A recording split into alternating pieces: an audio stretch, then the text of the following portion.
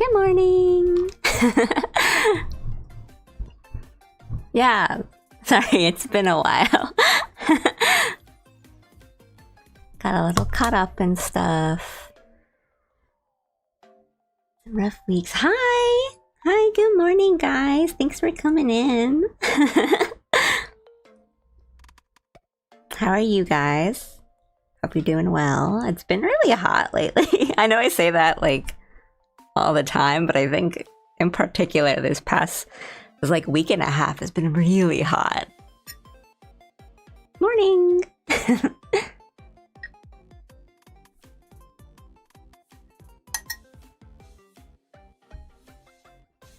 Coffee finished. Oh yeah, it's probably night for some of you guys. Good evening.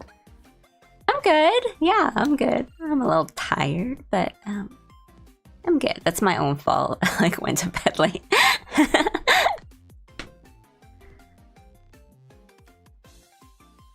I'm doing good. Got some stuff done. Got a clip up yesterday, if you guys saw that. Exciting things in video game news. So I'm excited for a lot of stuff. Doing all right, getting ready to finalize my move. Oh, right. You're moving like across the country, right? Good luck. I can't imagine how much there's a lot to take care of and figure out and work out. So best of luck. 4 a.m. Well, thanks for watching. I mean, if you need to go to bed, you know, get some sleep. It's 4 a.m. It's okay. Don't mind me. You're already there. Oh, nice. Oh, New York. Wow. Cool. Enjoy. Yeah, it's really great. I used to live close to NYC, so it was kind of like my big city. Yeah, New York is super cool. There's a lot to explore, and you can get like any food you want.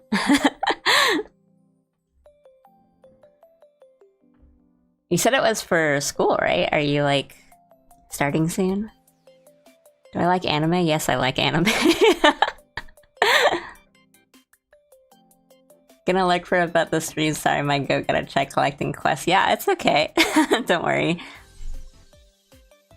What are we working on today? I'm gonna be real, I don't have a concrete plan, but I will draw something today.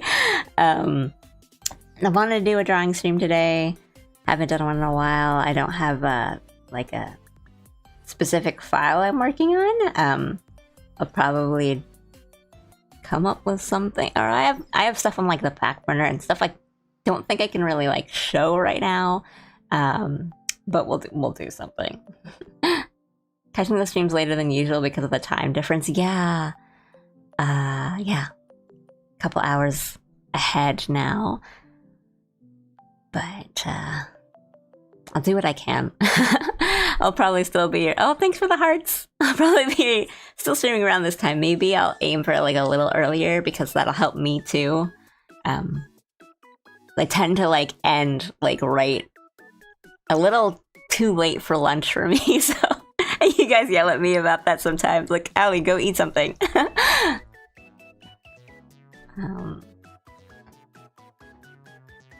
Yeah, so I might be drawing something for me, or I might be drawing...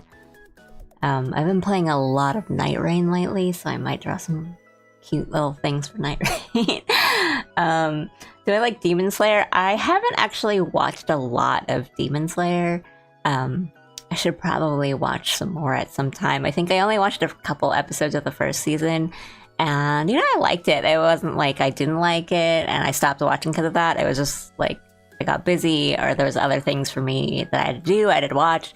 So it just kind of fell off my radar, but it's so popular here. It's kind of insane. So I think like I should just understand what's going on and maybe watch a bit more. How Have you played against the Dark Doggos yet? We tried it. So my group, I have a trio group. We did a couple runs last night, and they did not. Well, I don't know. I want to say right now, like, they didn't go that well because we got, bodied. But we got the health bar down pretty low, maybe like 40%, 50%. So we're on our way, but I haven't beaten them yet. But I like it so far. I think it's a really cool boss. Hits really hard, but it's fun. It feels very like classic FromSofty. And I mean, we we fought Libra so much, and compared to that, it's not that bad. I love that clip you posted. That was very fun to watch. Thank you. Thanks for watching. Yeah, I'm glad people like it. Here, I'll like, so that people know that this is not a completely blank canvas. I drew a fan art today. I think it's cute. That's great. Yeah, I like some of the characters look really cute and fun. Yeah, I took like IRL madness damage from that Libra fight. Like, I don't know if it's like Tetris effect, right? I think that's like what they call it. I don't know if this happens to you guys, but for me, this happens to me a lot. Like, if I'm playing a game a lot, I will dream about it, and I will like do things related to it in my dream.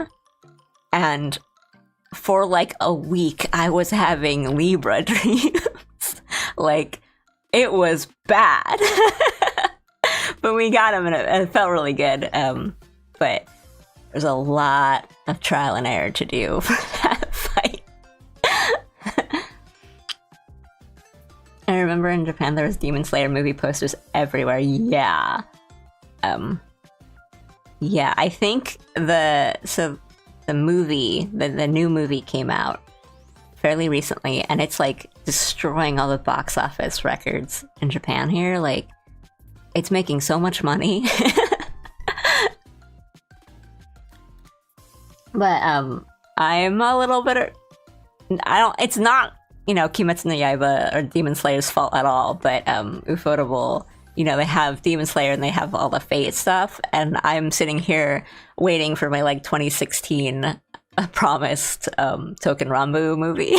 So I had like first person POV boss fights in my dreams. Yeah, I had a lot of like loot, like running loot dreams where like the menus wouldn't pop up in my head, but I was basically appraising items in my dream. Like, well, this sword has has better attack force if I take this one, like in my dream. So it was kind of like a first person role playing situation, but I was basically like picking up items. Brain said run the simulations. I get that. Yeah, it was not good. Yeah, I don't know what the like gap is for like when the movies come over, because I know nowadays it doesn't take that long for like the anime movies to come over to like the States or other countries and show in theaters for a bit. But I mean, here, and especially if a movie does well, like I expect this Kimetsu no Yaiba movie to still be in theaters for like 6 months. What's up? Hi. I'm good. I should like draw something now. I'll draw something.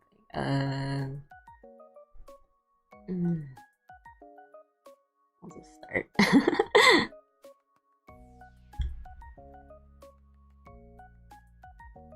What are you making? I don't have a exact plan right now, but I've just been talking about Night Rain, so I think maybe I will try to draw some cute little Night Rain GPs or something.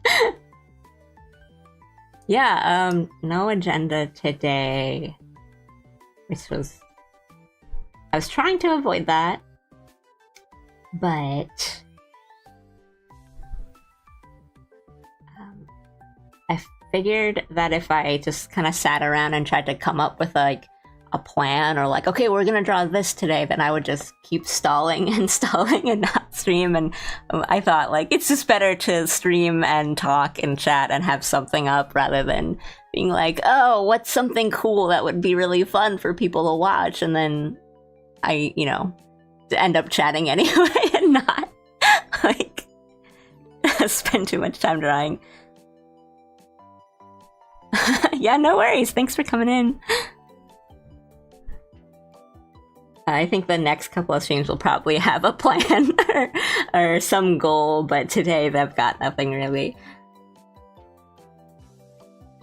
What music do I like? So when I'm drawing, so on stream, when I stream, I just kind of have this cute, like, kawaii core lo-fi type music going on.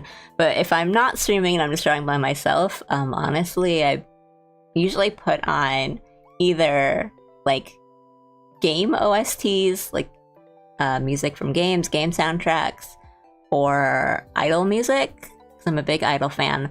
It's mostly just because I loop it a lot, because I don't really like pay attention too much to the music if I'm drawing. Oh, thanks for the hearts. But I don't like silence when I'm drawing. So if it's not that, then I might just have like the TV on in the background or something.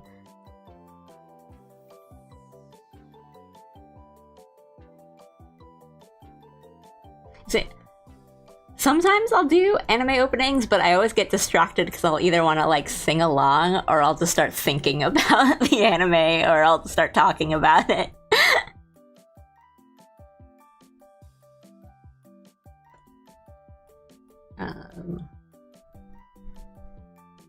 What do they look like?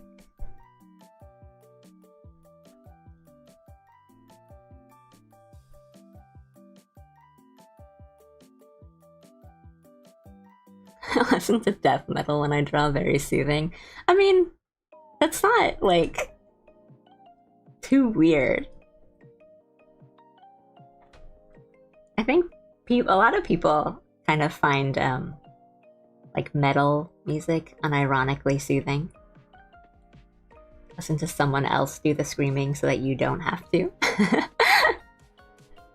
I purposely have to use chill music or else I get lost in the sauce. Yeah, I feel that for real, but it depends on what I'm working on. So, like, if I'm doing something like planning things or writing things, then I'll have to use chill music. But if I'm drawing, I don't, because I get too, like, sleepy. Or maybe not sleepy is the right word, but I like zone out really easily.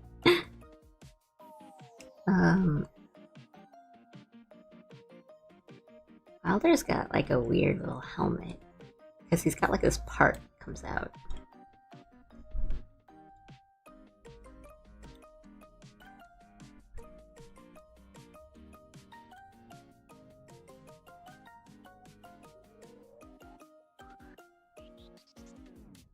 It like sticks out.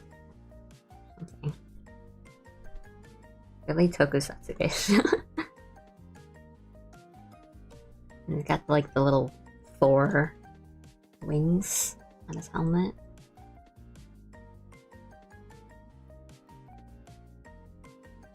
It's not wrong if I can't speak Japanese but sing along despite it. I think, like, honestly, it's kind of a good way to learn some Japanese words and stuff like that. So, I know people always like meme on it as in like,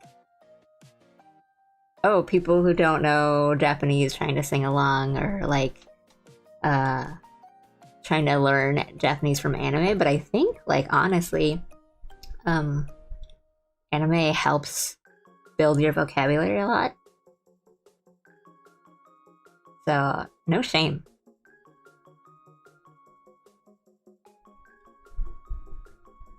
Anime helps me learn hiragana and katakana really fast.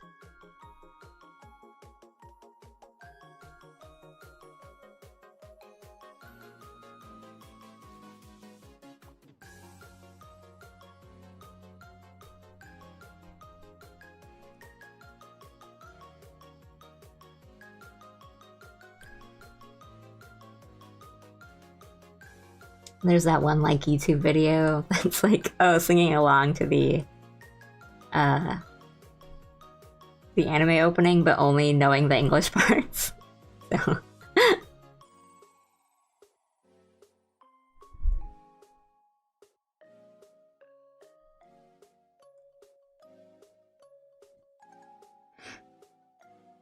Anime helps me turn my brain off sometimes.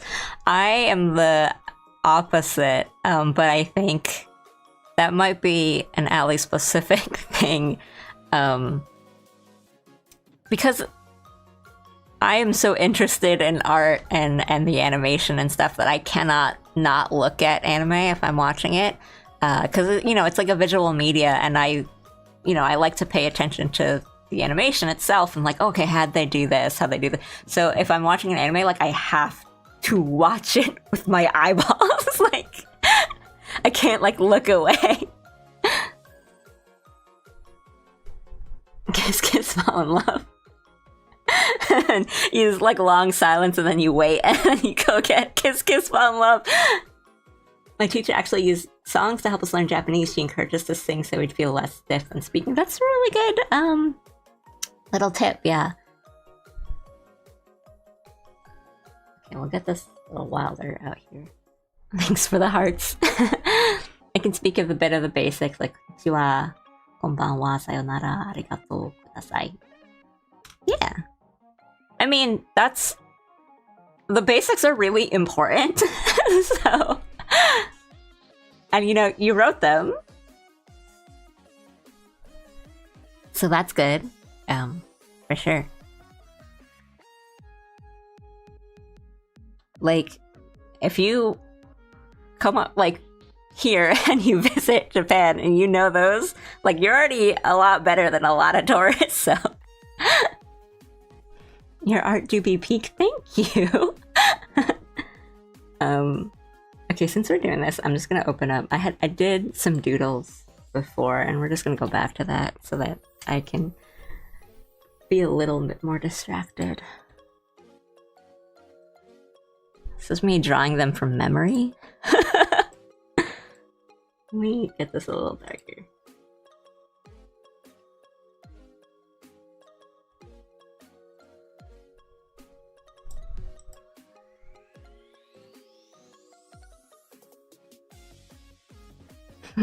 I use Duolingo because I'm so scared of that freaking bird.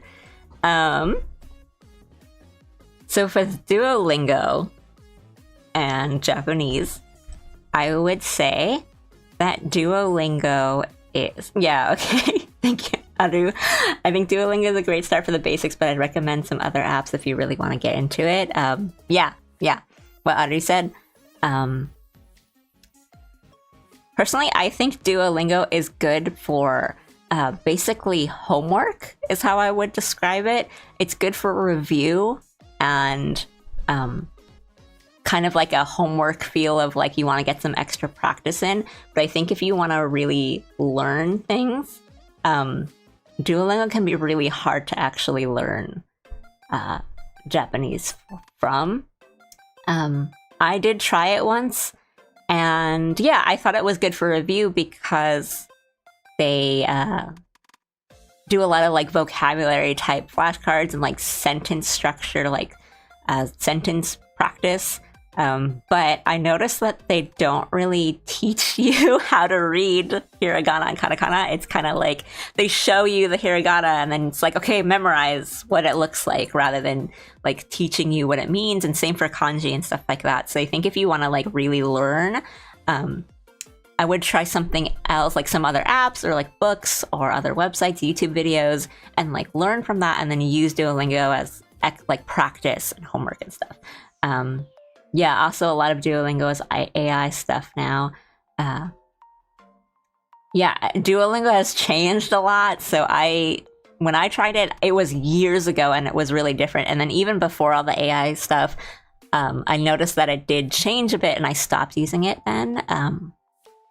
So when I tried Duolingo with Japanese, like for practice, I liked it a lot because they split things into not chapters, but sections or like themes. So it's like, for example, it would be like shopping. So if you wanted to like go shopping, or if you were visiting Japan and you wanted to go shopping, all the things in that lesson would be like vocabulary related to shopping and phrases for shopping, like, oh, do you have this? Where can I find this? And I thought that was really, really good, especially if you're, you don't need to like, you're not training to be fluent, you're just trying to like not make a fool of yourself when you go visit.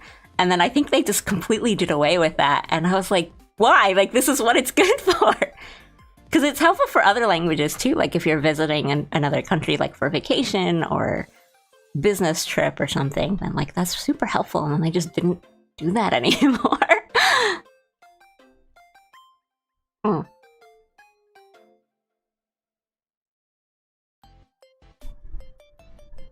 This little guardian. I like this little guardian.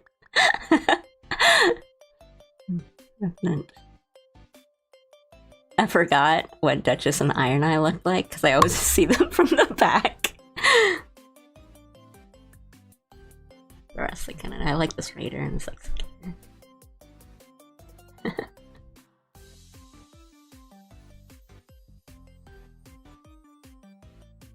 I used to use Duolingo as a way to just brush up on Korean I already knew, but now the streak is too long for me to give up. Yeah, if you watch anime subbed, I think you'll find that you'll pick up a lot of vocabulary and you won't even realize it. And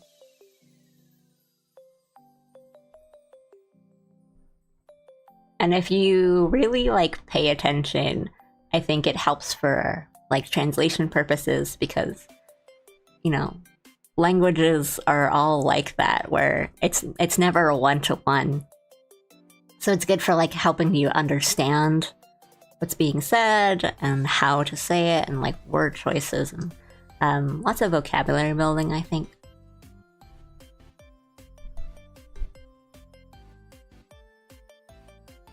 Like, anime won't teach you Japanese, but you can learn a lot of Japanese from anime. Just depending on how much you choose to pay attention to it.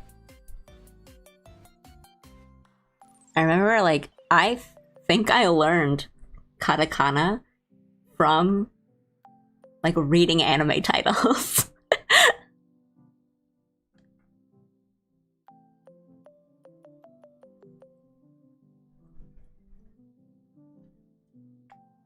Sorry, I'm eating a donut right now.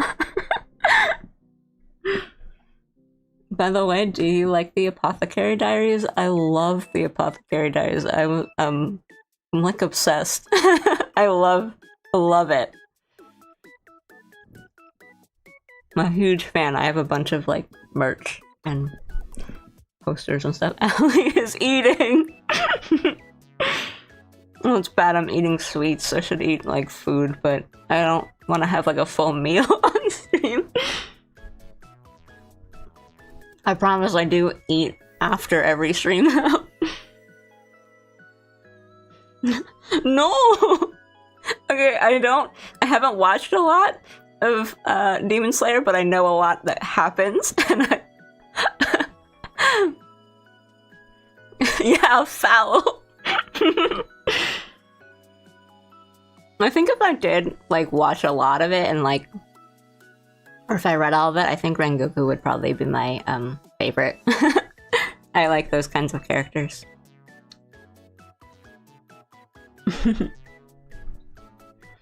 Something I used to do while watching anime with subs was that I tried translating the audio into English in my head and comparing it with the subtitles. Yeah, I think that's good practice.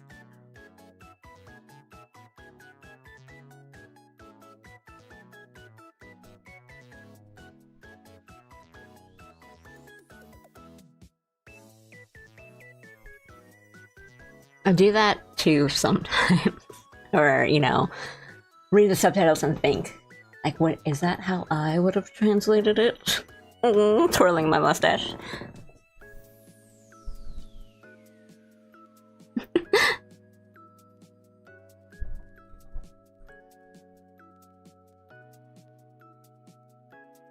I know a lot of the characters, but not by name.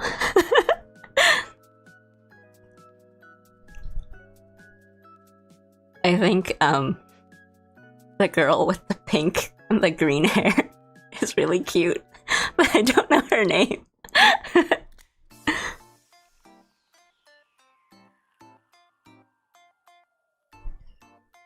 Is that the snake guy? Because I love the snake guy. That's literally like how I... yeah. That's how I understand all the Demon Slayer characters, where it's like, I sort of know what they all do and what they're all like, but I don't know all their names. I'm just like, yeah, the snake guy, yeah, the pink girl, yeah. I mean, he's so cute.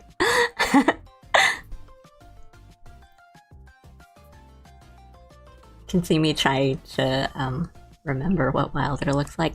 Well, because I play Wilder a lot, but I use the Artorias skin. So every time I think about like, oh, Wilder looks like this, I end up just thinking of Artorias. I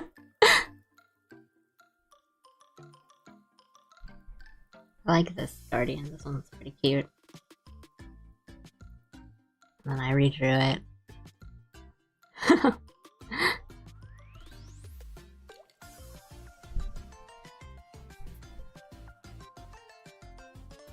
Oh, this one's kind of cool. Maybe I'll do that. Well, I think for this one I felt bad because I made Wilder look really cool, and then I had Raider stand there. So.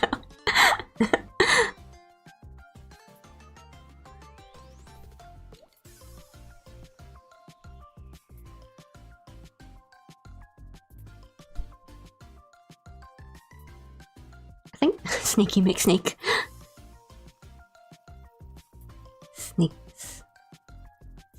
Snakemaru. I think I'm kind of like only capable of drawing really cute things. So I like a lot of games that they don't look well, no, I think they're all cute, but the way they look and the way I have to draw them are very incongruous. So you know, I also really, really love the, you know, Ryuga Gotoku series, as you guys know. And I don't think I could do well drawing them very seriously, so I would have to draw, like, Kiryu, you know, 2 inches tall and just, like, really small and like that. Like, I don't remember what he looks like. Well, no, I remember what he looks like, but drawing from memory is difficult.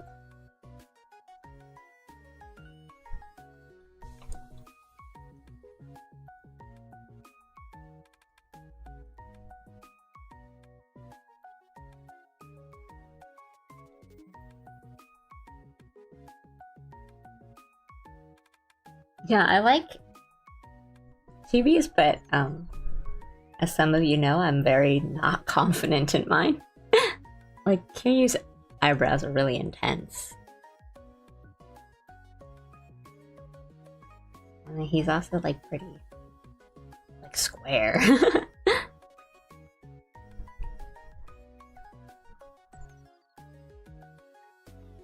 I'm so used to his look in 8 now that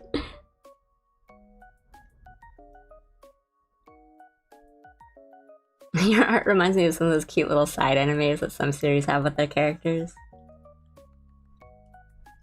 Take that as a compliment.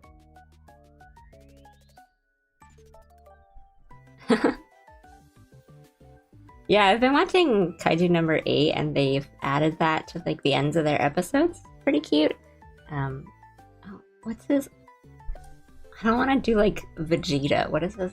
His hair's like, it's just like up, or it's like,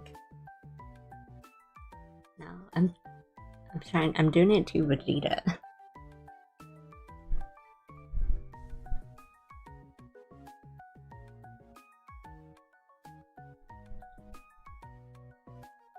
I've drawn Kiryu's like suit so many times for VTubers.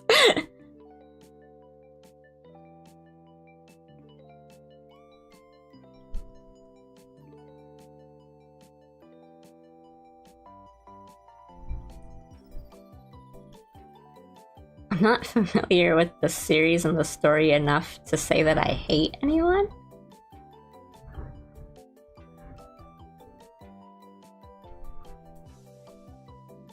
Kiryu's got like the crazy sideburns.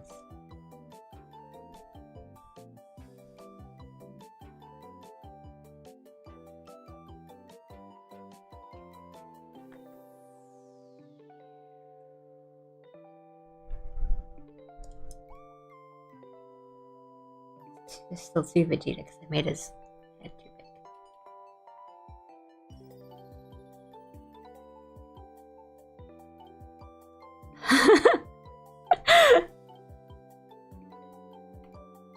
The fourth chairman.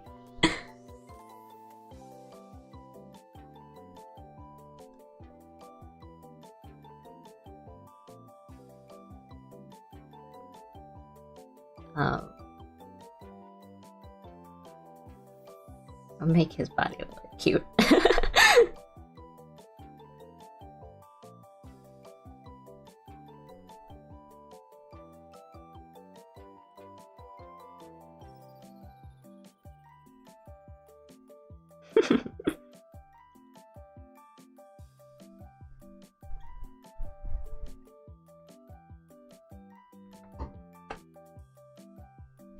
You made a Night Rain Kazuma Kiryu.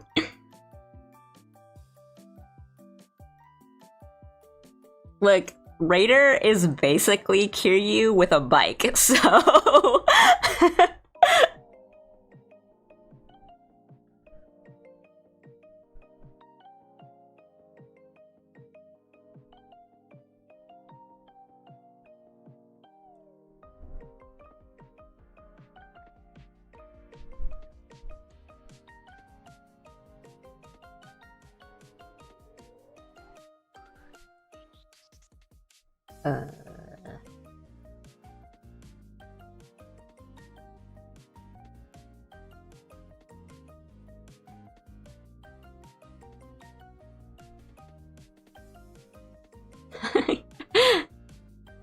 Got turned into a finger, but that's the only thing I can do.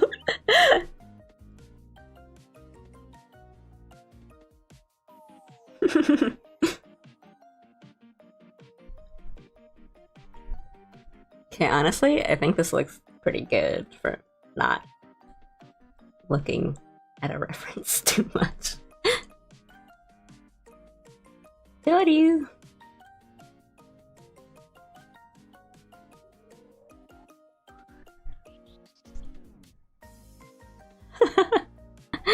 That's pretty cute.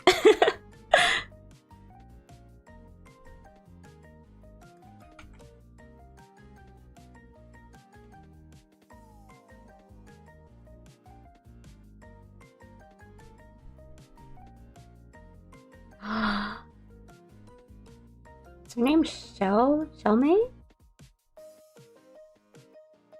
I love her. She's sweet.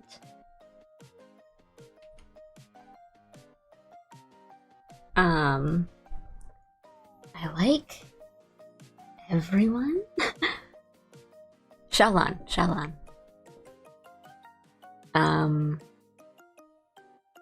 Probably. I mean, I think one of Apothecary Diaries' strengths is that all the characters are so good, and I think a lot of them just surprise you.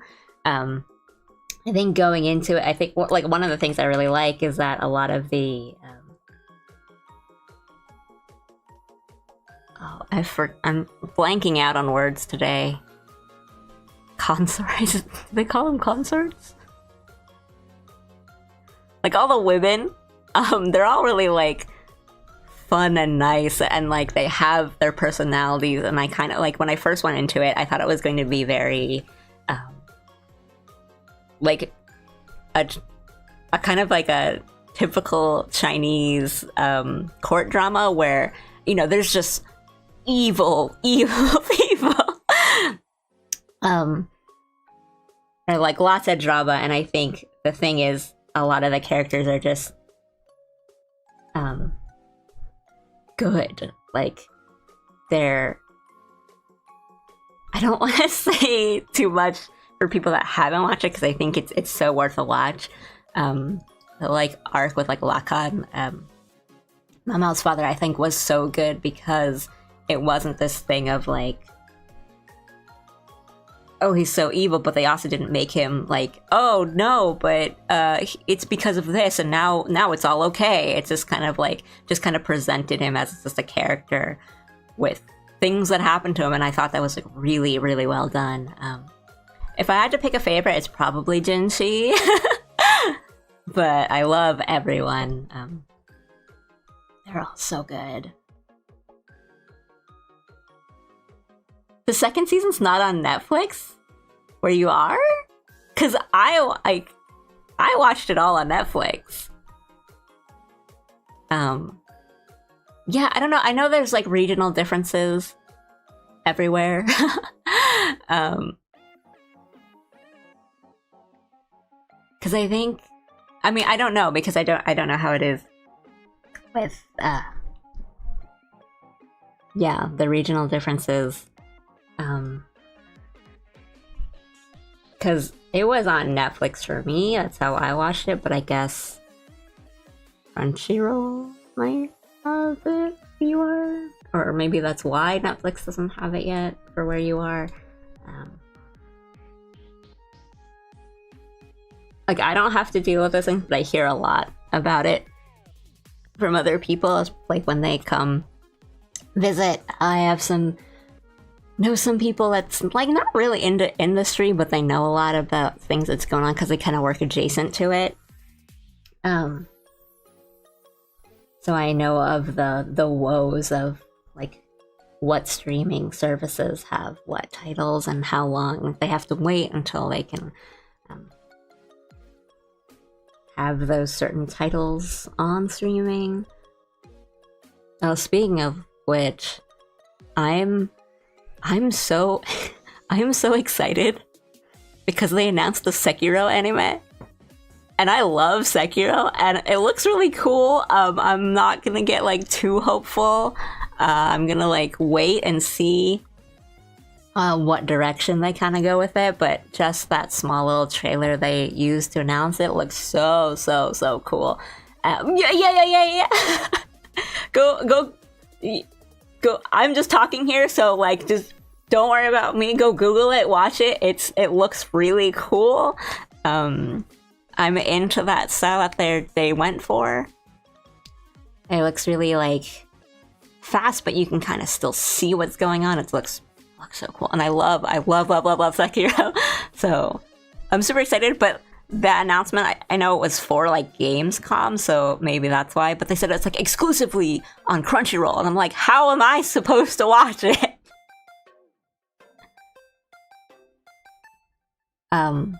For those who don't know, and like fun little fact, like there's no Crunchyroll in Japan. So, oh wow, yeah, oh wow, right? Like it was like a really big surprise for me. And it looks so cool. I love Sekiro. And, you know, if they're not gonna give me a second game, they can give me this anime and I will just eat that up.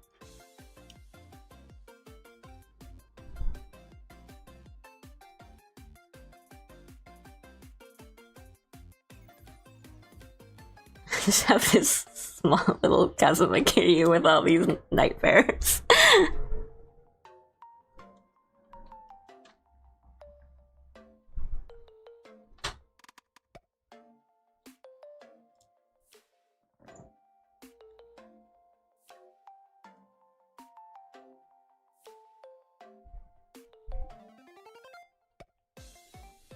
Took a little donut bite.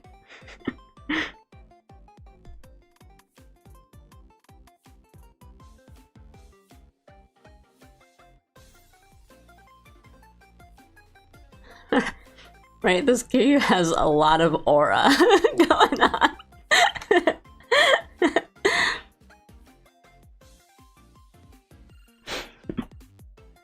The Rengoku is chocolate and it's very tasty. I threw up. I just happened to watch your latest animation. I saw you were streaming. Wanted to say it was really cute. Great work. Thank you so much. Thanks, Rob.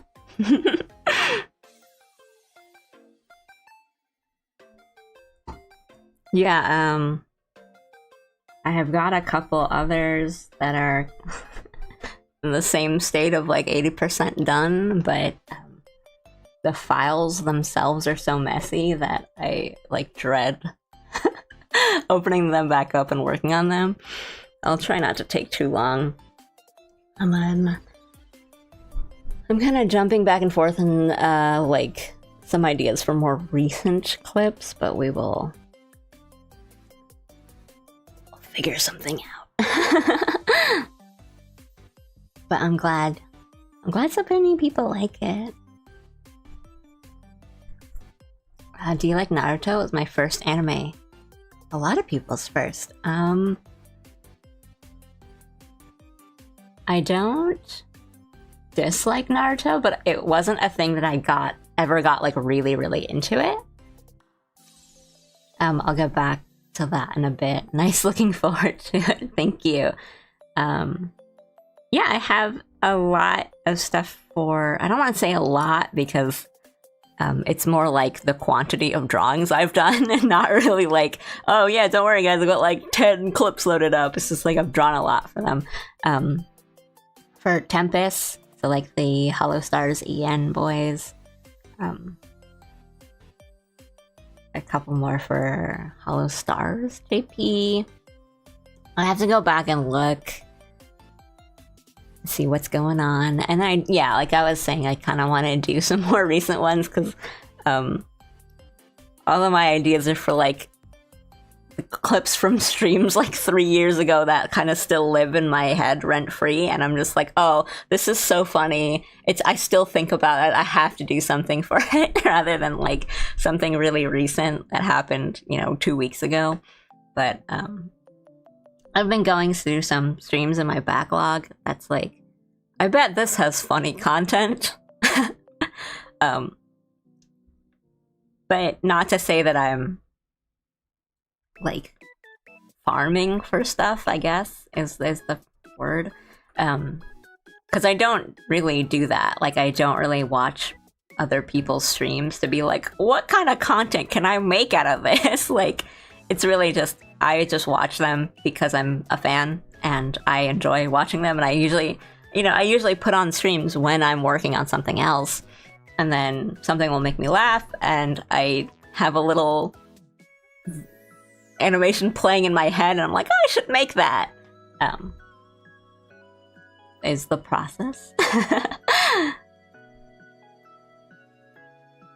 No, I don't. The name Rin is not familiar to me in Naruto. I'm thinking. But yeah, Naruto was really big in my generation. Because I'm kind of... I don't want to say I'm old, but like, compared to like the general internet user, I guess. Right, because we had like the big three, right? Naruto, Bleach, and One Piece. I think Naruto was the only one that I didn't really get into, and not because... and I didn't really like dislike it or anything. It was just something I just didn't really get into. Like, it didn't really like get its claws onto me. But I did end up watching a lot of Naruto because it was just always on TV. So I'd put it on TV and just do my homework or draw or something. So I knew a lot of what went on in Naruto, and I had a lot of friends who were like, into Naruto and Shippuden and stuff like that. So I just learned through osmosis, but I didn't really... I wasn't like super into it myself. I was really, really into Bleach, and I'm really, really into One Piece. But Naruto was the thing that just didn't really like sink its claws in. Oh no, too many donuts.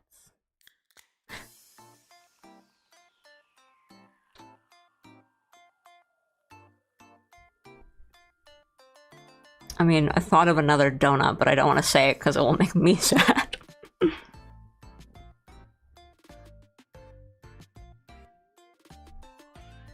I'll say it. Let's Ace.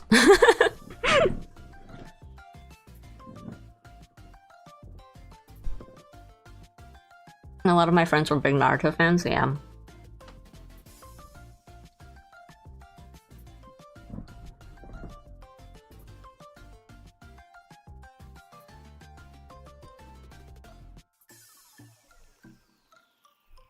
I was thinking of Kakyoin.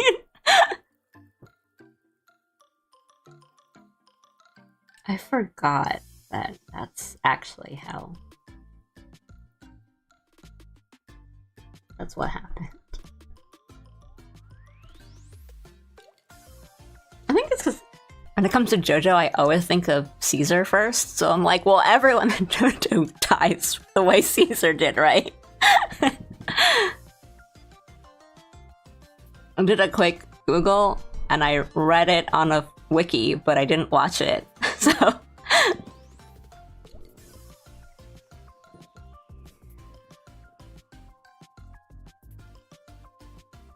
Okay, what am I gonna do with this Kiryu? They all get crushed by rocks, you are right. That's like Dio's power, right? He just crushes people with rocks. That's what JoJo's about, right?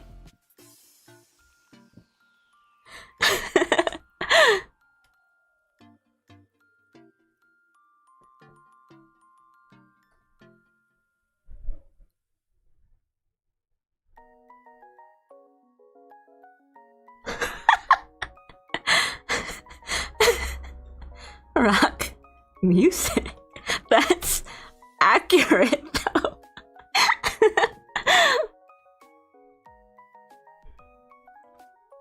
Sometimes he uses construction equipment. Okay, but check this. Construction equipment made of like what? Steel? Metal? And what is metal? It's just rocks.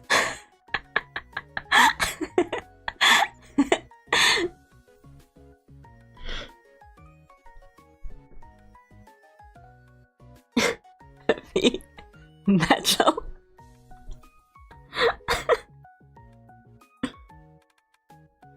Is that guy rocks?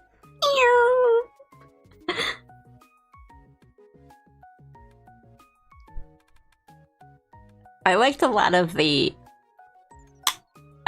I just smacked my headphones with my tablet pen, and I just gave myself like a sonic blast straight into my ears. It was awful. Oh, what was I saying? Yeah, I watched like the first couple seasons of JoJo's when it came out. JoJo, sorry, when it came out, and I really enjoyed it. But I kind of fell off during Stardust Crusaders just because it was so long, and I kind of like, you know, that what happens, you get busy and you miss like the 1 week because you were watching it week by week, and then you just forget to go back. Because I think everyone tells me that 4 is the one that I would really like, and I just keep telling myself like I can't go through 4 yet until I finish 3, and I just never get to it.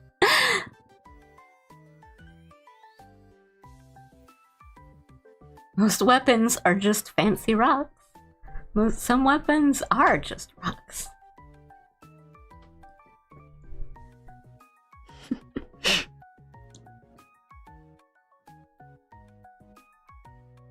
I'm afraid I think they're right. Yeah, I think like 4, just the kinds of characters that are in it, the 90s, like 4 just seems like the thing that's right up my alley, and I just have alley. But I haven't just gotten around to it yet. But one of my coworkers was really thanks for the heart. One of my coworkers was really into JoJo, and we worked the morning shift, so I would come into work like starting at 7 a.m. So we would come into work at like 6:45, 6:50, and you know, I'm coming in work, it's 6:50, and my coworker's like, so I just read this part in JoJo, let me tell you about it. And he goes on for like 10 minutes telling me about Foo Fighters. Like the whole fight of Foo Fighters. And I'm sitting there at 7 in the morning, like sipping coffee, like this, I'm not processing this, but you go on ahead.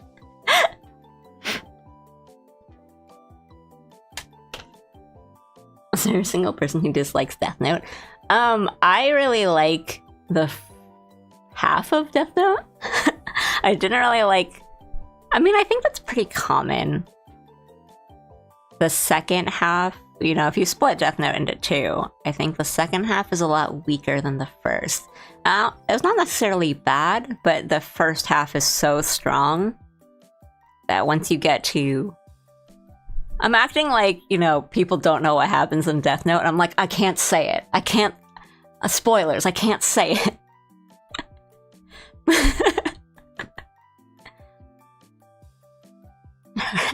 Hey guys, if you haven't watched or read Death Note, mute now. But L dies. But yeah, like after that part, I think there's things that were still interesting, but I think it just never reached that like same strength that it did before. Where yeah, that first half was just so strong. Yeah. But I think a lot of people sort of had that same idea or like that same opinion. I think there are definitely parts within that second half that are really good.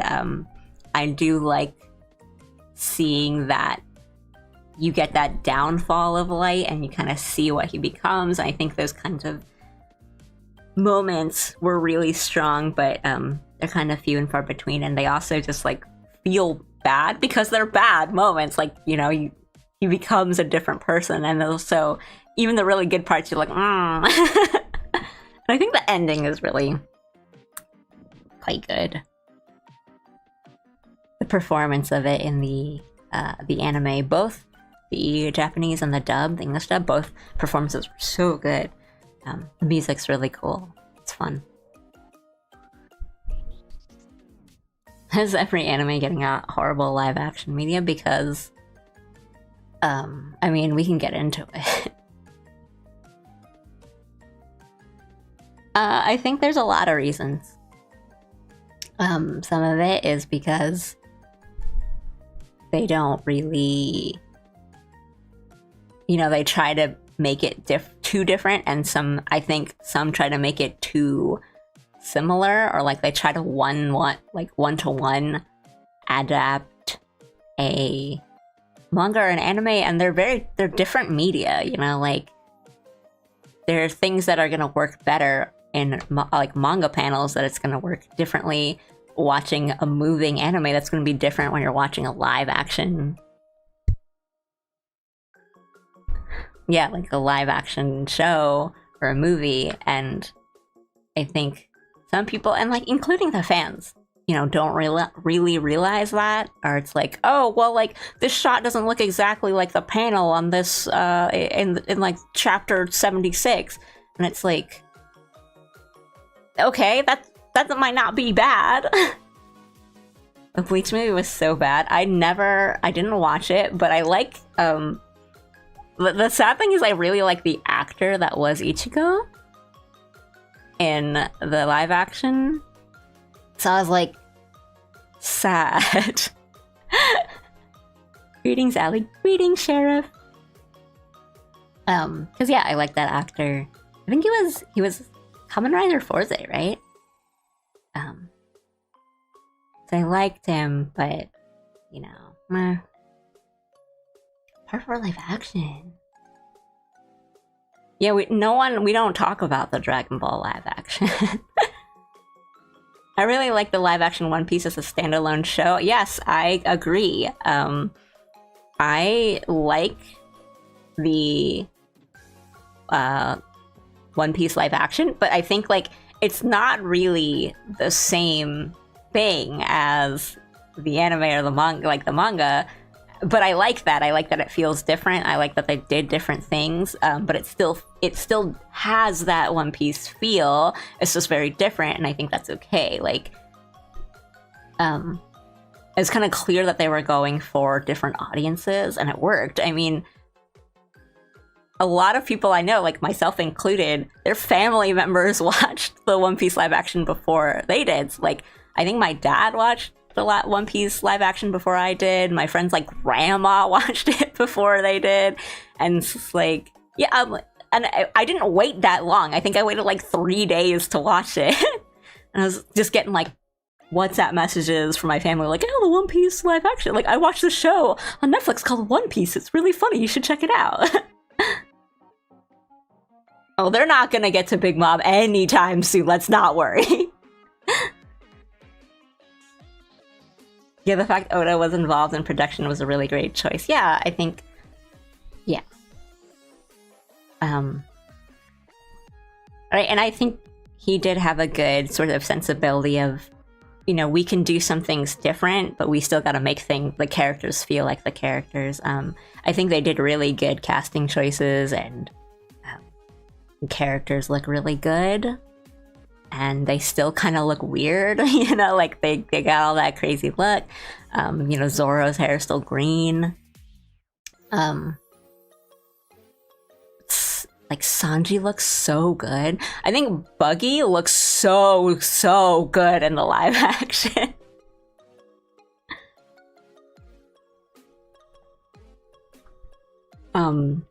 Zeph looked really good. I think they showed a bit of season 2, like the previews for season 2. I think like Robin and Vivi look great. Really like how they look. I'm not sold yet on Chopper, but they haven't showed a lot of Chopper yet, so I'm gonna like wait and see what they do. But I think, yeah, everyone, like Kobe was like, that's Kobe, like real life Kobe. That's amazing. I thought, you know, everything looks so good, and the sets, like I really like the look of the One Piece live action. I think some of the like, it's very different in the way that they're telling stories and the way that the characters kind of react to things, and that's fine because, yeah, it's a different sort of thing. Yeah, Chopper is so cute, but he's so like mascot-y now, like and I think that, I'm not saying that as a bad thing, but he's just like this little like cute little creature that like he's not gonna like really work. But I don't know, because I thought like Detective Pikachu looked really good as like a kind of, okay, we're gonna go for a realistic look, but this is still definitely Pikachu, where I feel like Chopper still kind of looks weird, but I'm also kind of in that spot of like, maybe that's a good thing, because Chopper has this whole thing about being a monster, and he's like a little freak in the show. You just show Chopper more so we can fix it like Sonic. Well, okay, I've got thoughts on that too. I think Sonic looks great in the movies. I have some reservations about that entire situation, because like, I think it's good that they listened, because that first Sonic was awful, and it was good that we were like, everyone, all the fans were just like, this looks bad, please change it, and they did. But I think we can't expect that for everything anymore. Like, we can't just be like, hey, this looks bad, fix it, or else, you know. But that's a whole thing. They turned him into a little freak. But the Sonic movies, they look really good. And they don't look exactly like how Sonic does, if you think about Sonic in the games. But he looks good. Tails looks really good. I think all the other characters look a little better in the movies than Sonic, but because Sonic has such an iconic look, that anything that's a little different is always a little weird. Like, there's always debates on, you know, Sonic's look. Like, does he have one big eyeball, or should the eyeballs be separated, or is his arms blue, or, you know. But like, Shadow looks so good in the third movie.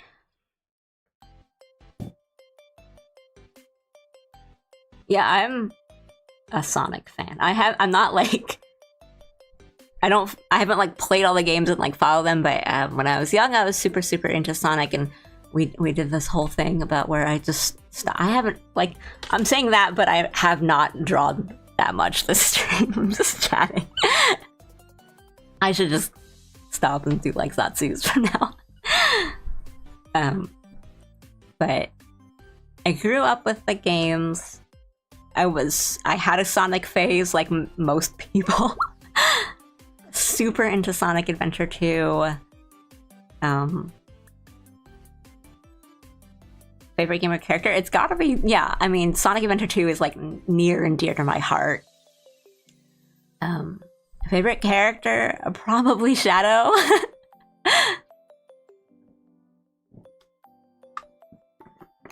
I like Tails too. I'm always kind of fond of like the sidekick, the positive sidekick.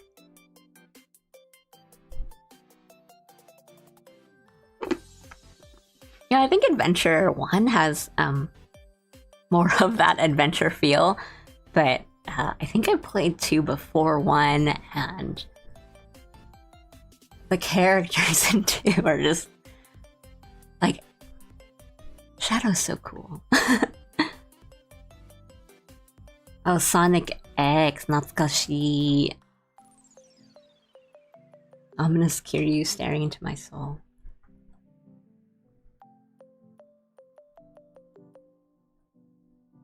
Kakatte koi. Okay,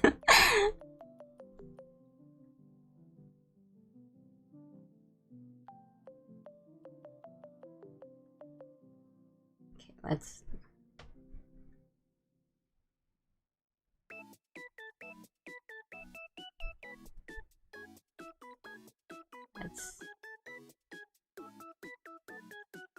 Nice art, boss. Thank you.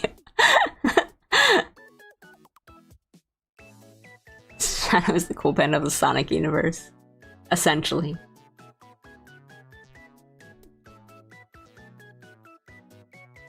In the movie, like, Keanu is a way better Shadow than I expected.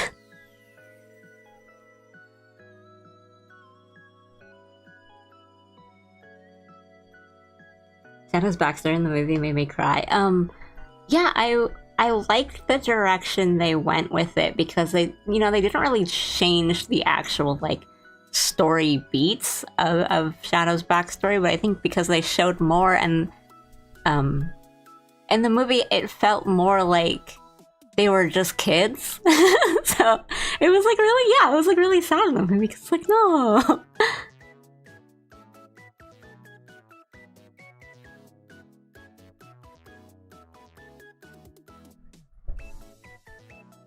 We don't need to do Brother again.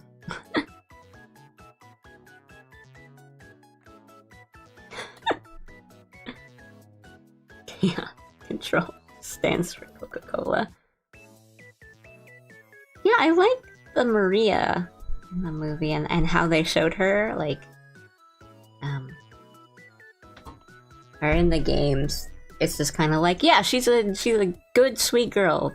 Trust us, and she is. But in the movie, they just really show you that she was just a kid.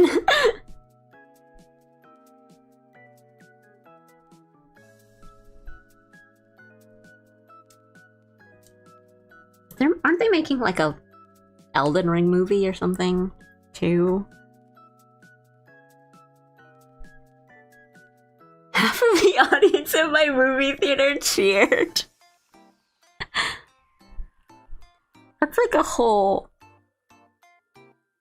meme, right? I think I saw a video of because it's like they did a Sonic like concert at like Crush 40 and then performing songs and stuff, and they did, I don't remember what song, but I think how it started was like they were performing a song. It's like a really, because all Crush 40 Sonic music is super hype. So they got to a part of the song and everyone was like cheering and singing along. And then in the back, like the video that they were showing at the exact moment is the part where like Maria dies. And so it just happened to coincide, like it wasn't on purpose, but I think that's what happened.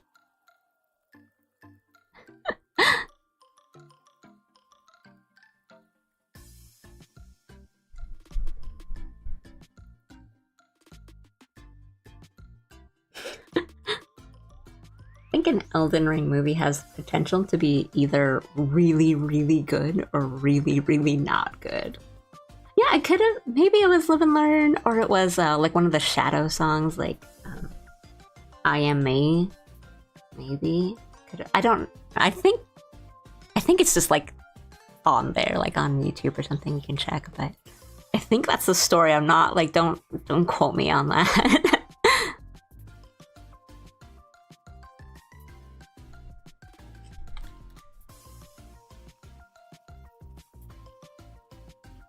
Do you guys have a favorite Crush 40 Sonic song?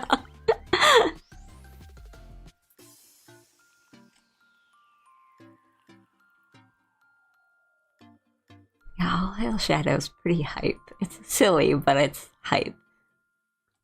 Like, Live and Learn is so classic, it's hard to beat, but I Am Me really, really grew on me.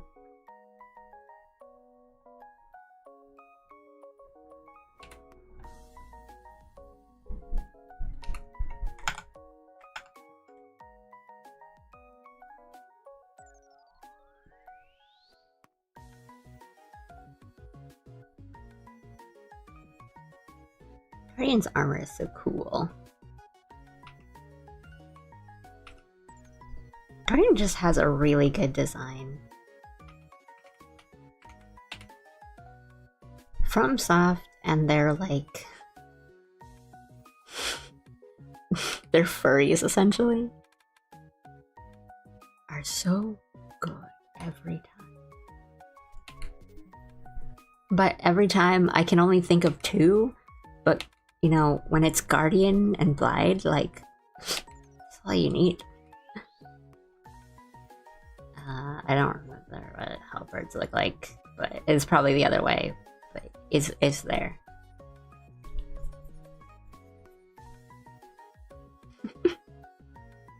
This is a bad time to say I've never played a FromSoft game firsthand. No, that's okay.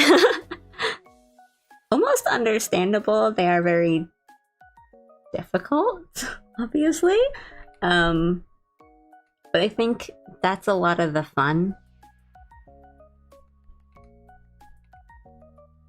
Like, I personally really love the challenge. And I like the learning.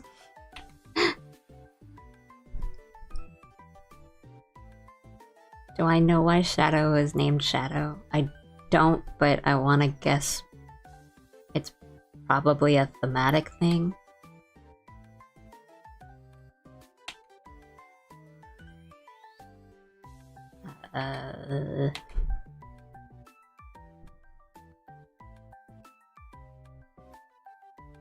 Time and money. What I made of is definitely awesome, especially the final boss in Sonic Heroes. Yeah, Sonic Heroes had a lot of really fun music that I kind of forget about sometimes. Because like I always just think of Sonic Adventure 2 or oh, Night of the Wind. I love Night of the Wind. I don't think I've played that game, but the song is so hype. Oh yeah, I forgot. Shadow is just baby.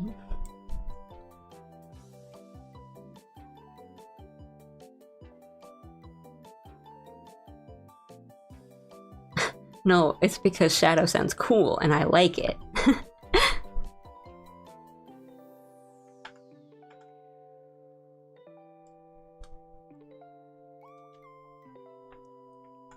I haven't like played Sonic Heroes in so long, but I think they should make another. I really like the concept of Sonic Heroes. It was a really fun like way to play.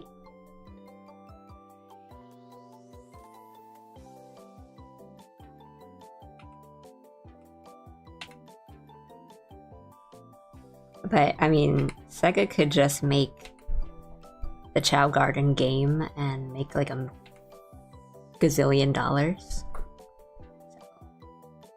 I want a Chao Garden game so bad, and so does many. So do many people.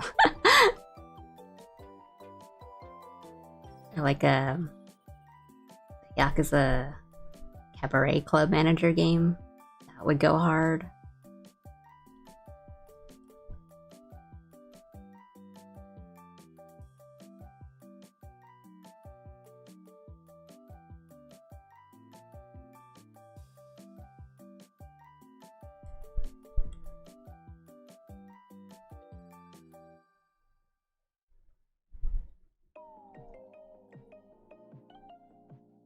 Sucks that the tutorial is in the Team Rose story because no one starts with Team Rose. Yeah.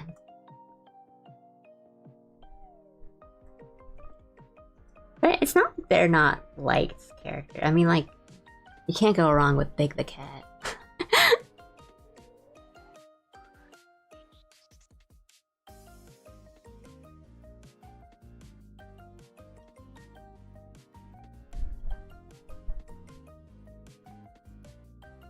I made Guardian Shield look like rice, so...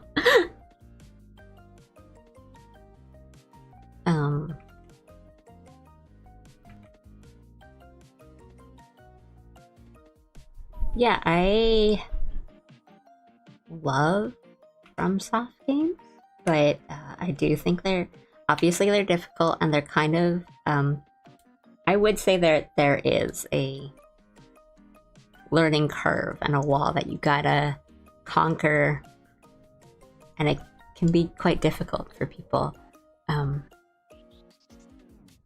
I was lucky in that I knew a lot of people that have played them, and so I was kind of like, how do I do this? Or like, I had people teach me essentially how to play one. But they're so satisfying, I think, when you get them.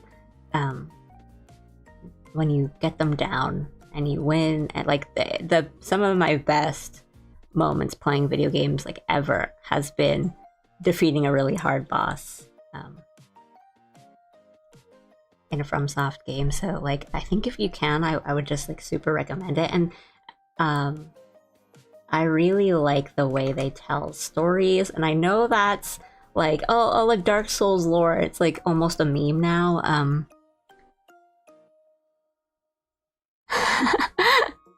I've never played a wait, no, I have played a Sonic Advance game. It's just a really long time ago and I don't remember anything. Thanks for the hearts. I'd like to finally play Sekiro if I can afford it and if my computer can load it. Sekiro is like my favorite game ever. It changed me, like altered my brain chemistry. It's difficult. It's so difficult, but once you get it, like once you download it and you like understand it, like I'm still chasing that high. Like, they made it so satisfying. Perfect parries are so satisfying that like I'm just like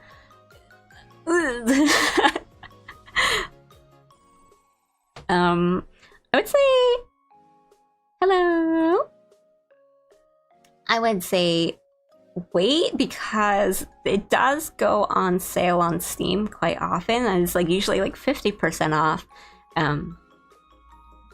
As for like if your computer can run it, I'm not sure about that because I don't know what your like computer specs are, but yeah, I think it does go on sale quite often on Steam, so just like wait, and I'm sure it'll eventually go on sale sometime.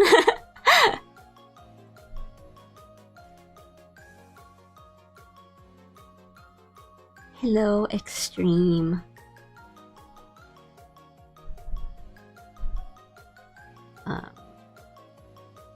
Let's go like that. It is really hard, but I love it. It's like my favorite game.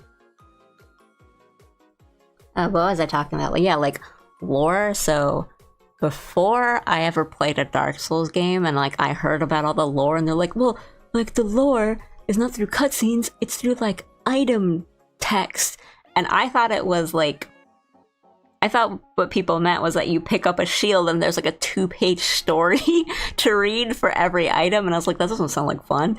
And then I played it and I was like, oh, it's like a 2-sentence thing. And it gives you a little bit of a clue into the world. And that's really fun because you're kind of like playing like detective without even knowing it. And it's so fun. And the way they do it, like once you get like an aha moment in like piecing the story together, it just feels so good and fun. And like, it's just so satisfying. This bird is amazing. He's amazing. And the little, my guardian looks like he's an Animal Crossing villager.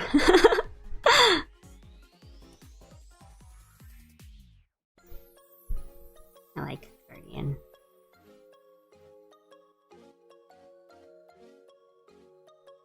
Who should I draw? You were talking about Kimetsu no Yaiba, so why don't you draw Mitsuri?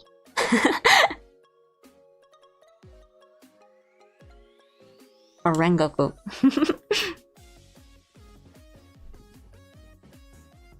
Snake guy.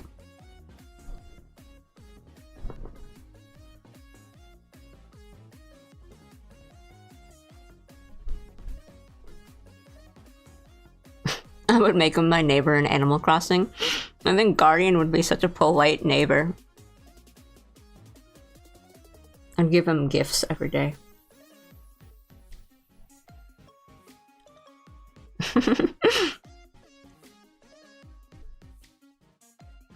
I really do just have a Kiryu next to all these night bears.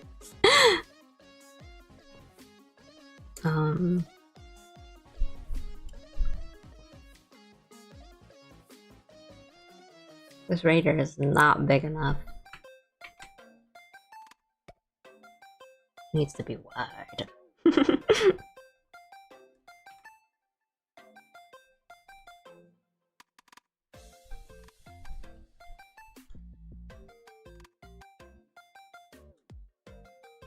Is this little guy an OC or is he from somewhere? He's from Soft. This is Guardian is one of the playable characters in Elden Ring Night Rain, which I'm like addicted to.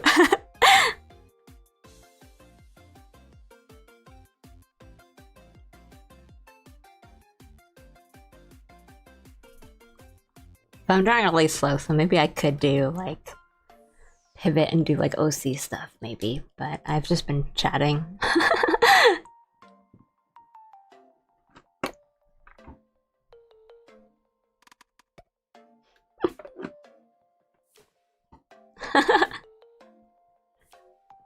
Oh, he's from All Right. They're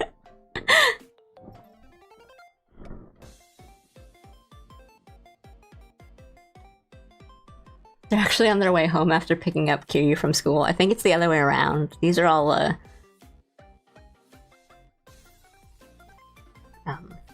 Nightfarers are little orphans in Kiryu's orphanage. And Kiryu has to go pick them up.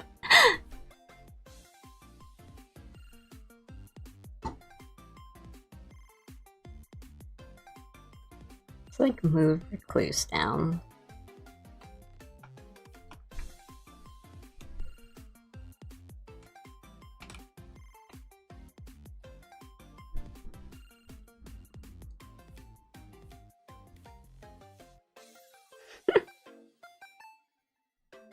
They are, I don't... lore.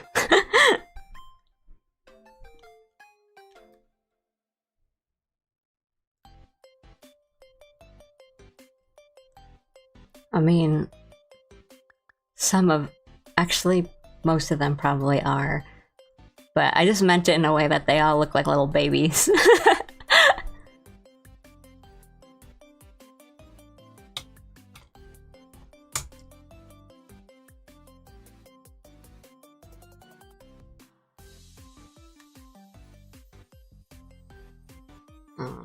Raider.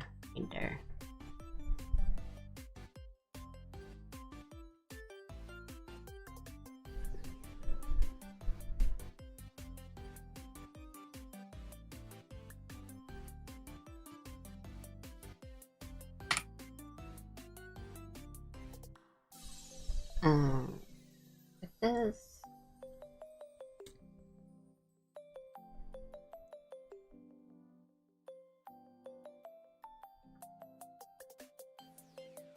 I'm Googling something. Sorry.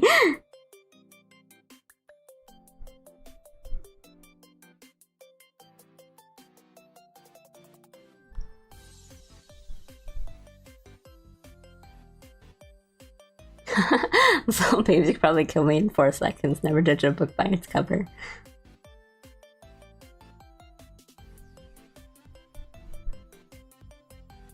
They're all pretty strong.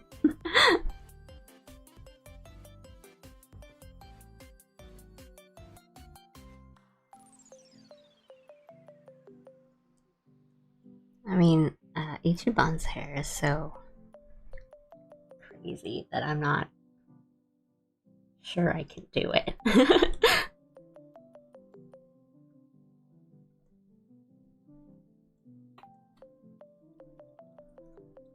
I don't know how many like RGG fans I have in my chat right now, but are you guys Kiryu guys or Ichiban guys?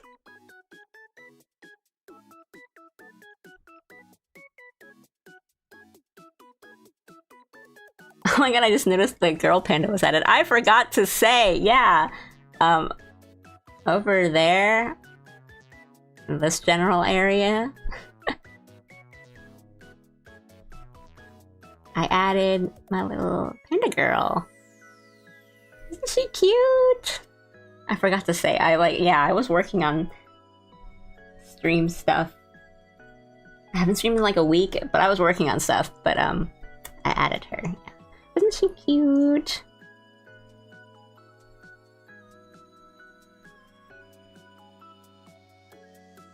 My Kimetsu no Yaiba was darker than I thought it was. Because like kids here, like kids like it, so I didn't think it was that like violent, I guess.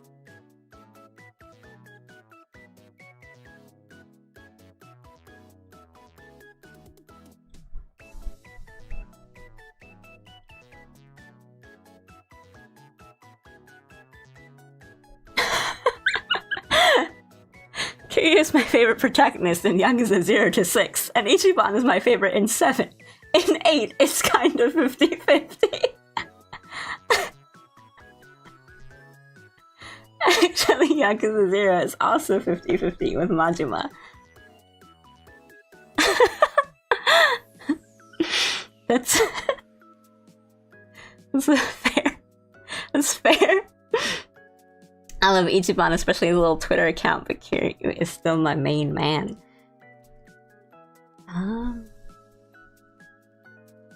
Yeah. I think Ichiban is so like my type. It was very instant for me. Because I was like, okay, they're gonna add another like protagonist like after all this with Kiryu. Alright, let's see. And then we get like the first scene with him and I'm like, oh, that's my guy.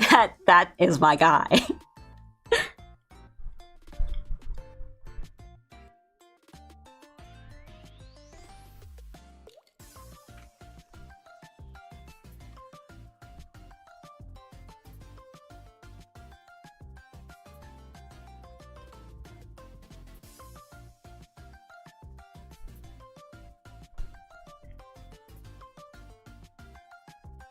But 7 is also my favorite. The story in 7 is just so good. I would like to be a Kiryu, but I was born to be an Ichiban. I don't think that's a bad thing.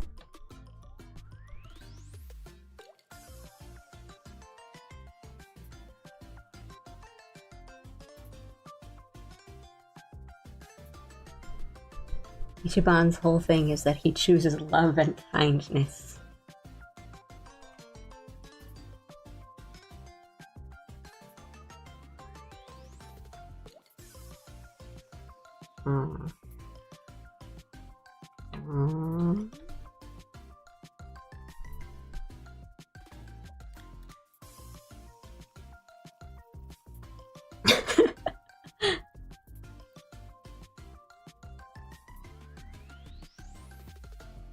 That's kind of like what Ichiban looks like. And then his hair is like this.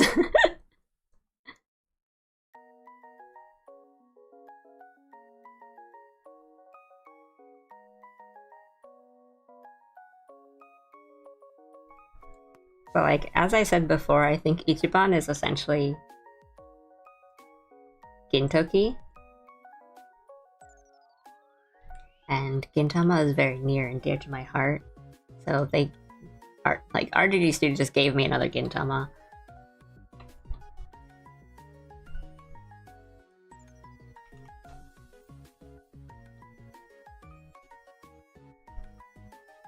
I actually have not watched Weathering with You yet.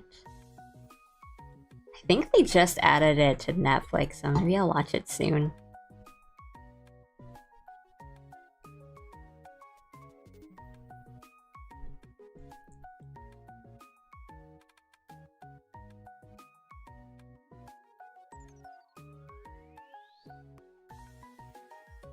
Ichiban has either insane hair care or zero hair care. Right? Like when he has like the ponytail.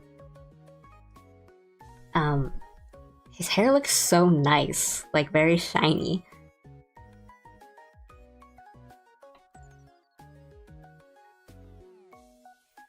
I'm really looking forward to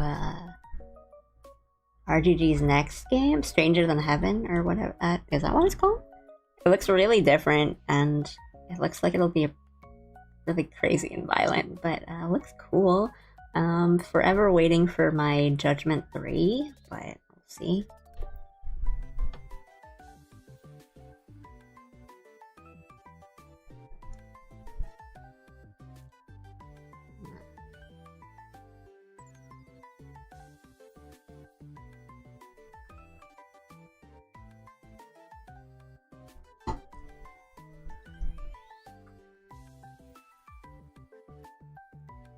Yeah, Stranger Than Heaven. It looks cool. Like, I like the vibes, essentially.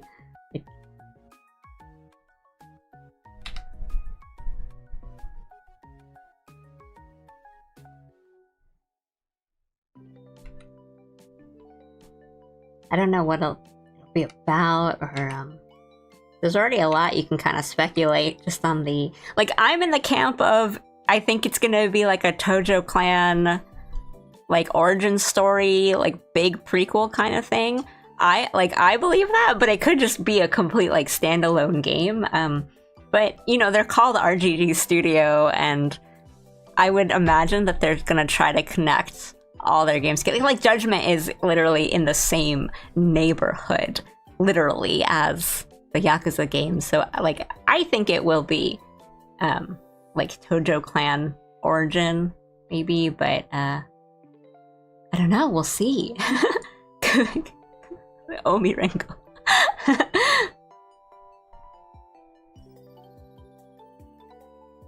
Itchy balls. The writing in the games are so funny. Yeah, the vibes in the atmosphere is dope.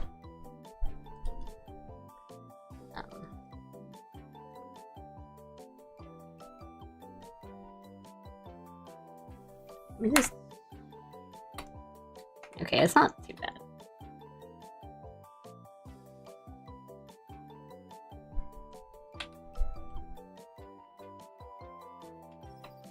I just saw your newest Roberu Bay Monhon clump. Very cute. Here to vibe while I work. Thank you so much! Yeah. Vibe away. I'm just here to talk about video games and draw them. Do you like The Fast and Furious? It's my favorite movie of all time. I actually do, like, love...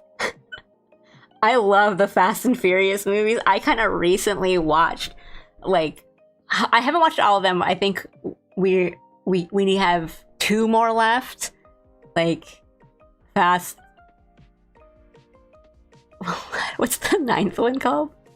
They all have, like, different names, but, like, Fast X, I haven't watched that yet. Okay, wait. I'll start talking about Fast and Furious in a second. The clip is great. Really enjoyed the ones you did with Ruse too. Thank you! Yeah, I really like the ones I did with Ruse. I think they came out really good. I definitely want to do another one with Ruse soon. I've got to, like, time some things because I think Roberu and Ruse's birthdays are September. And I need, like, last year I had to, like, really lock in to get both of their, like, birthday art that I did for them done, And so this year, I think I will also maybe like try to do it a little bit earlier. And I think I might work on them on stream because I do want to do like an animation or something for them because they're like my Oshis. But yeah, I want to do another like Ruse or an Armus clip soon. I've been like making my way through their like peak collab, and that's been really funny. But I don't know, like I don't want to make like promises, but I definitely do want to do another like Ruse video soon. He's super nice. There's 11. I saw a Dropout bit where they had someone name all the Fast and Furious titles in order, and that's how I learned there were so many. Okay, I also love Dropout.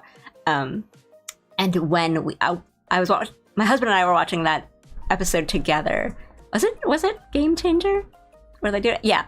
And we paused it to try to like do it ourselves to try to name them in order. And I think it's like there's one of them that's really just like Fast and Furious 7 or something like that. It's one of them just in the middle has like the normal name, and we couldn't remember it. We could not figure that out. Yeah. We just watched the newest Game Changer episodes last night. That was really funny. But I love Dropout.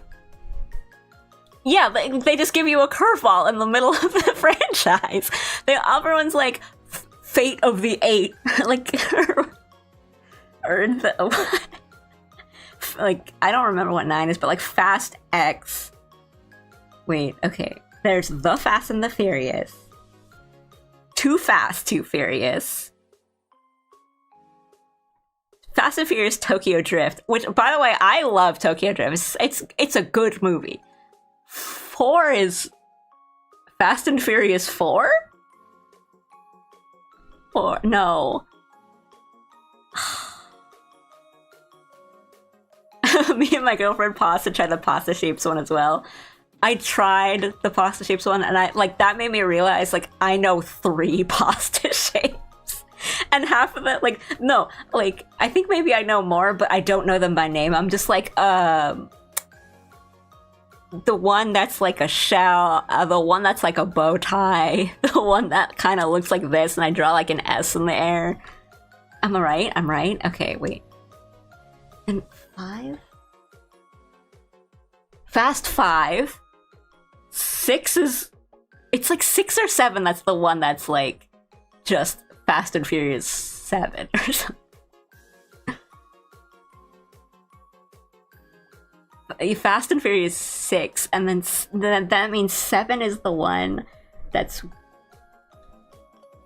has an actual title, and then it's Fate of the 8. No, it's just Fast and Furious 7. The Fate of the 8. Fast 8? I don't remember. Fate, it's not Fate of the 8, it's Fate of the Furious, because I thought, like, I think I had, like, a whole conversation where I was like, I think they should have called it, like, the Fate of the Fast or something. And then they go back to, like, Fast and Furious, no. Fast and Furious 9 or Fast 9? Oh, and then there's, like, the Hobbs and Shaw that's in the middle of them, but it's not real. It's a Fast and Furious movie, Hobbs and Shaw, but it's not really it's not really, like, involved, sort of. I'm looking this up. I love the newest one. I haven't watched 9 and 10 yet, but, like, I love them. They're just, like, I'm getting so into this. The Fast and the Furious movies are basically anime, where, like, instead of, where the powers are cars, right? It's, if you just think of it that way, it's really fun. Like, they're such, like, silly, dumb action movies, but they're so fun. F9, the Fast Saga, that can't be real. I'm sorry, I got too deep into trying to name all the movies that I haven't read comments in a while.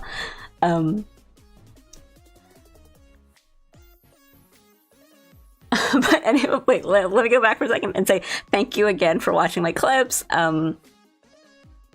The positive feedback from people has meant a lot, and it's really nice. Like, I will be working on new ones and trying to get them done sooner. Thank you for the hearts. Okay, I'm gonna go back to talking about Fast and Furious now. Next year the 11th one comes out. But yeah, I mean, I like to play along with the Game Changer. Like, I'm like a sucker for game show type things, so anytime, you know, like we put Jeopardy on and we try to get the answers before the people actually competing on Jeopardy. I like the older movies because they were actually about street racing and heists and not about sending cars into space. Yeah, I think like 1 and 3 in particular are very good, and they're very grounded, like human stories. Honestly, I think Tokyo Drift is one of the best like stories about a foreigner in Japan I've ever seen. It's very realistic, and they get a lot of like the atmosphere and the vibes and the feeling down. Like, it's very good in that. Like, I went into it thinking like, oh, it's gonna be all like, oh, wacky Japan, oh, like he's gonna eat like natto or whatever. But like, it was very good and grounded, and like, I really liked it. And like the rest of the story is very cool. It's just, you know, it's a story told through street racing and cars and stuff. But the rest of it is just super silly, and it's just car anime. But if you want like a silly, fun action movie, especially to watch like with someone, like a significant other, they're really fun, I think. Yeah, Tokyo Drift is a classic, which is funny because it's the longest ending of the story timeline for the longest time. Yeah, like, okay, so I haven't seen the like 9 and 10, the latest ones, so I don't know, but I think some of the characters that have long been dead in this series are not dead. I don't really know. But yeah, I think like Tokyo Drift is kind of far along in the timeline, and then some of the movies were just like prequel kind of things, and now we're like in present time. Like, there's a Fast and Furious timeline. And yeah, the where's my cursor? I don't know where my cursor is. The panda girlfriend is there.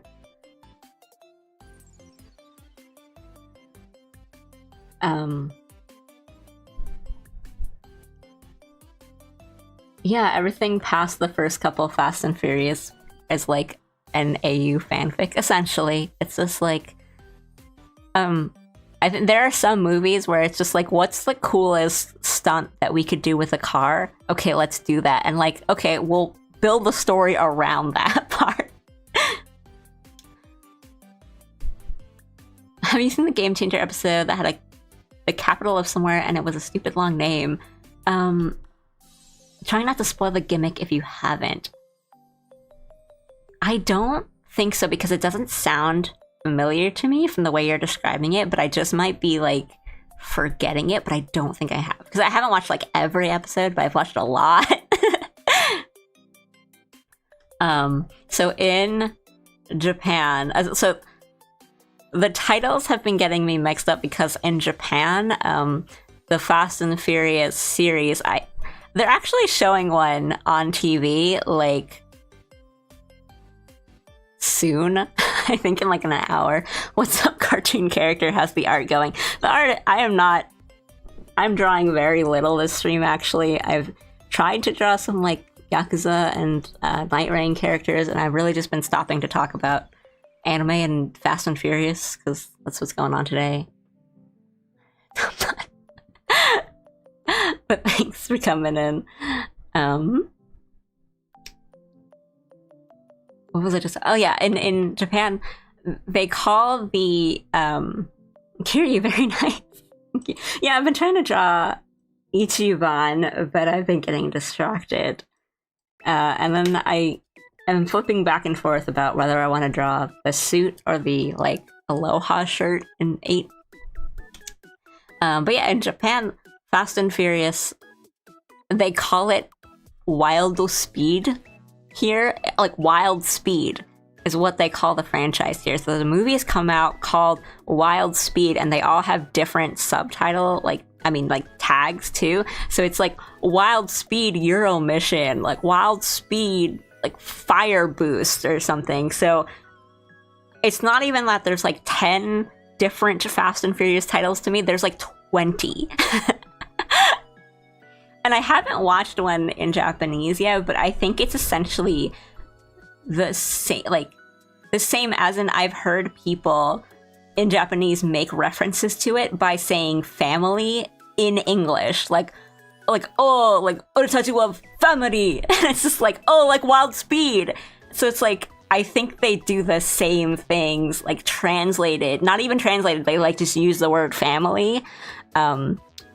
But I haven't seen it yet, so like in Japanese, I don't know, but they're gonna show one soon. So. Yeah. Okay, so like, yeah. F9 The Fast Saga, which I still think is a fake title. I think in Japanese is Wild Speed Jet Break. They're so, like, different. Family Mart must be making a fortune.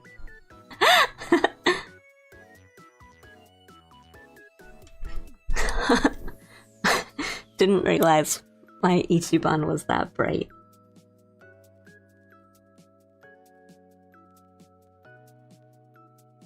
Before Fast and Furious, I was talking about different video games and stuff I like. So I was talking about a lot of Yakuza and lots of FromSoft games. And then I got completely derailed and started talking about Fast and Furious. I don't know if I would say like the Fast and Furious movies are like a guilty pleasure for me. It's just kind of like the easiest way to describe it. But I've also been going through the Mission Impossible movies. Because kind of recently I realized I haven't watched like any of them. And I think like Tom Cruise is a really good action star. So I was like, oh, I'll probably like him. And I watched... I think I also have like 2 more left to watch on the Mission Impossible, and I'm like up and down on like the Mission Impossible movies. The only one I liked was Tokyo Drift. Fair, because Tokyo Drift was a really good one. I think it's like a good movie.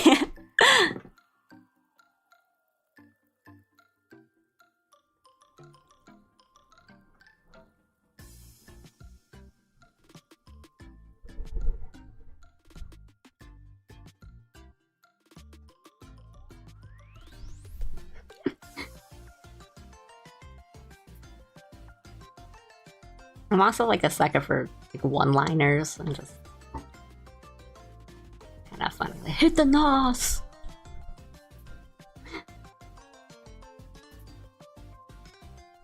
And watch all of them. Oh, like a curveball Tears of the Kingdom question. I think Tears of the Kingdom was really cool. I really liked it. I know people were kind of like, oh, well, it's just like basically DLC of Breath of the Wild, but I think like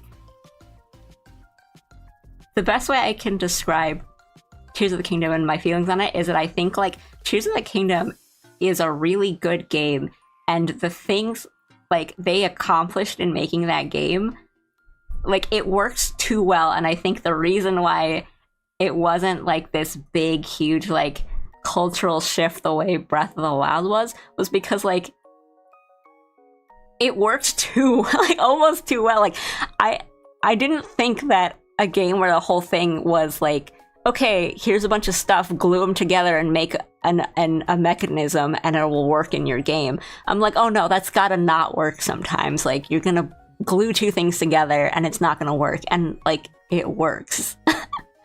I like the story in Tears of the Kingdom a lot more than I thought I was going to, because I'm not like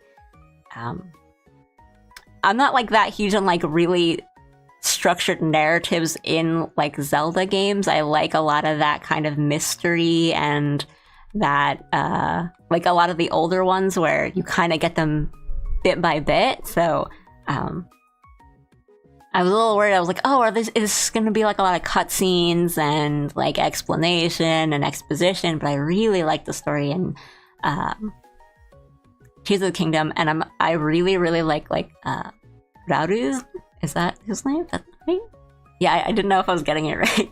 I really, really like Rauruz's design. I think it's so good. The music in Tears of the Kingdom is amazing. They used an Erdhue for the dragon stuff. Like, that's so good. Loved it.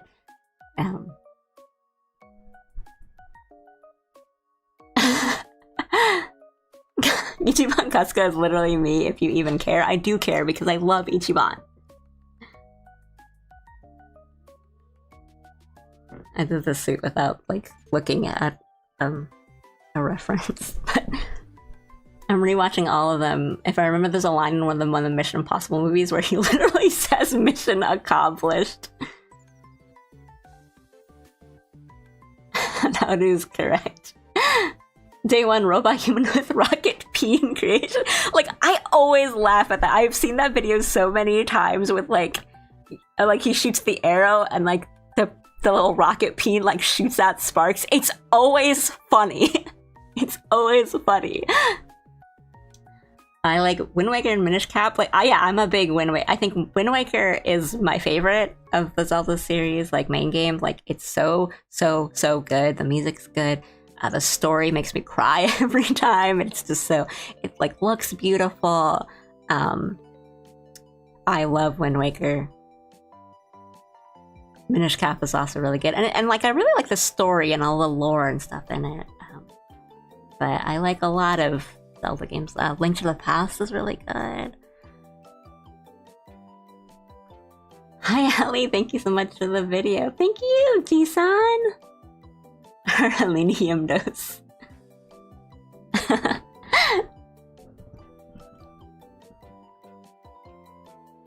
Hey, Spirit Tracks is fun. Well, I liked a lot of like the DS kind of games. They were like weird and like, you know, there's always that thing that people say like, oh, I liked when Nintendo was experimental and weird, but then we're also like, that game was weird, but like in a cool way. Spirit Tracks was, I like Train. Yeah. Like a lot of the portable, like the 3D DS and the 3DS Zelda games were really good. Link Between Worlds was really good. I really enjoyed that. The final boss was really fun. It had a really cool gimmick. The one before Spirit Tracks, the one with the line back, I really like that one too. I really relate to the whole gamer grip thing.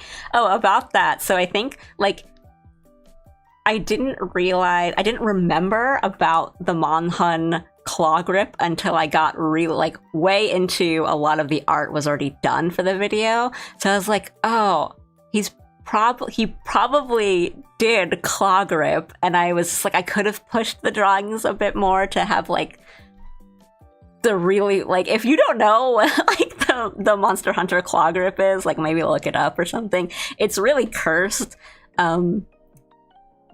But I could have like pushed the drawings a bit more to show that it's the claw grip, but it was too late, and I was like, I don't want to redo all these drawings. I'm not going to. Yeah, I like the Spirit Tracks. It's really good. It's fun.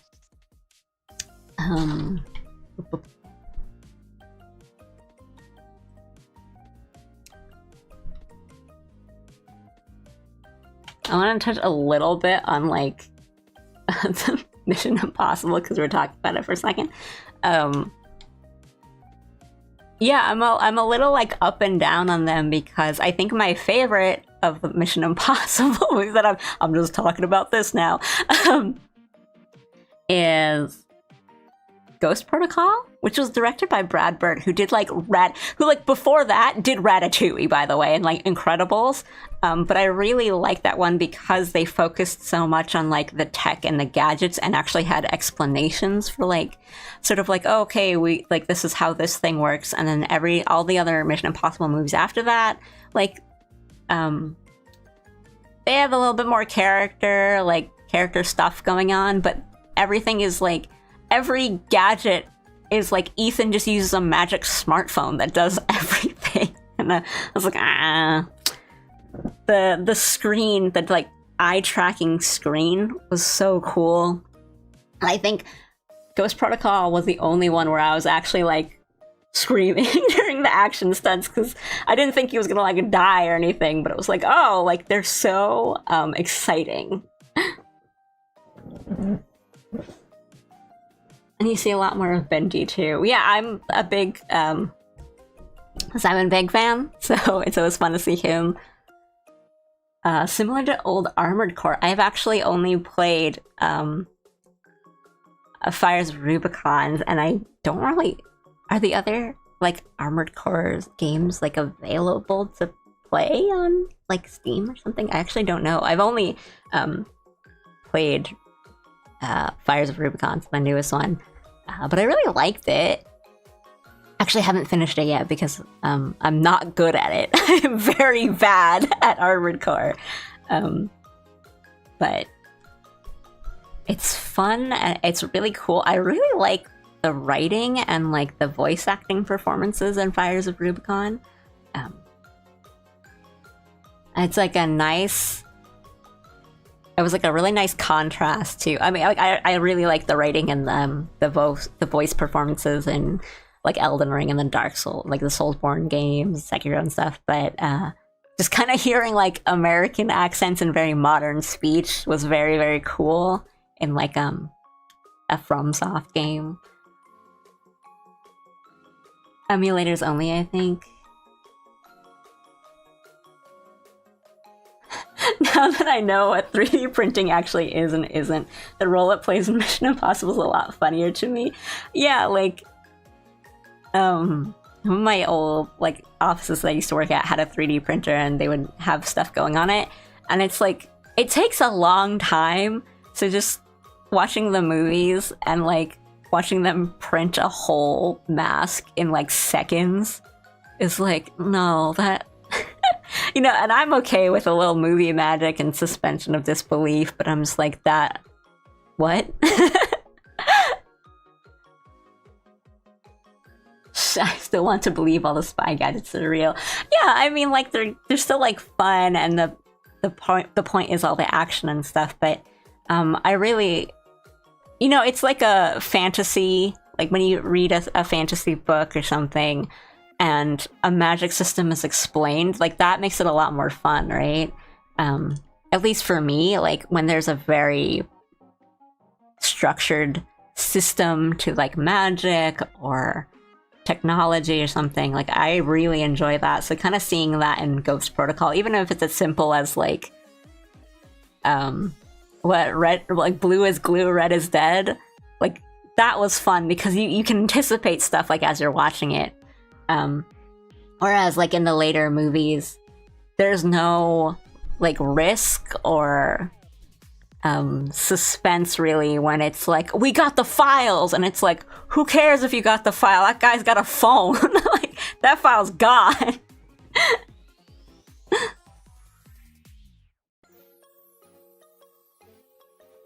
Rubicon is peak. I can almost say that's the same as AC4. It's tough when going into a series that's been like long-standing and kind of only knowing the recent ones. Like I'm the same with Monster Hunter. I'm a fairly like very recent Monster Hunter fan, so I've only played like World, Rise, and Wilds. And I have a lot of friends who kind of like, oh, I've played like all the old games and it's like this, and you know they brought this back, and oh, I wish they had the weapons work more like it was in this game, and like, oh, I want this monster from this game, and I'm just like, I know like 5 things. I really enjoy them. I've put a lot of hours into all those 3 games, but I know there's so much more, and I don't know like a lot of the knowledge that comes with the franchise. And I think that's fine. Like people are very like, you know, it's not very like gatekeepy, but it's always tough when I'm just like, oh yeah, this game was fun. Or you'll hear people who've been fans of a series for a long time say like, oh, it like this game is nowhere near as good as this one. And then you'll hear someone who's been into the series as long as that person, and they're like, no, it's actually like really good. Yeah, so I'm like, I don't... Like, we can all have different opinions, that's fine.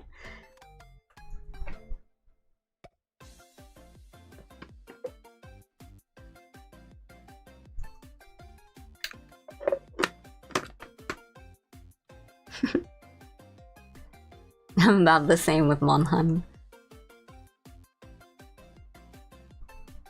That's how I felt with a lot of gacha games that have insane tech built up over the years. Yeah. Back in my day, a lot of gacha games were just kind of menus, I guess, like training games where you just kind of like pick menus, you just click things. Like card collector type games, and now they're all rhythm games and roguelites and things that I'm just like, I don't have enough time in my commute on the train to play this.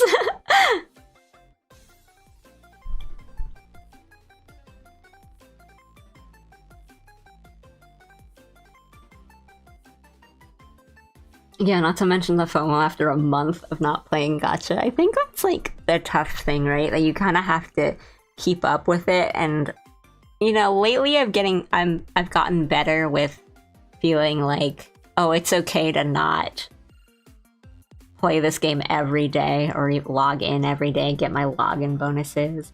And I do think a lot of developers, like, you know, obviously the goal is to get people to keep playing and continue playing and spend money on it, but I think there's a lot of games that are, you know, like live service or they keep going where they're kind of okay with knowing like, okay, people are gonna come in and out of our game and that's fine. Like, I think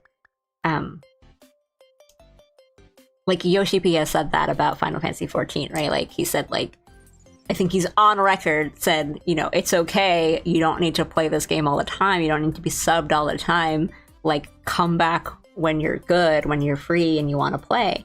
So I've just tried to get better with like, okay, it's fine if I don't play this for a bit, I can just come back to it, but it's a lot tougher for games that do have like a meta and you kind of need to get a certain team in order to pass certain things. So I've only played FGO for a little bit, and that was because they added Setanta to the game.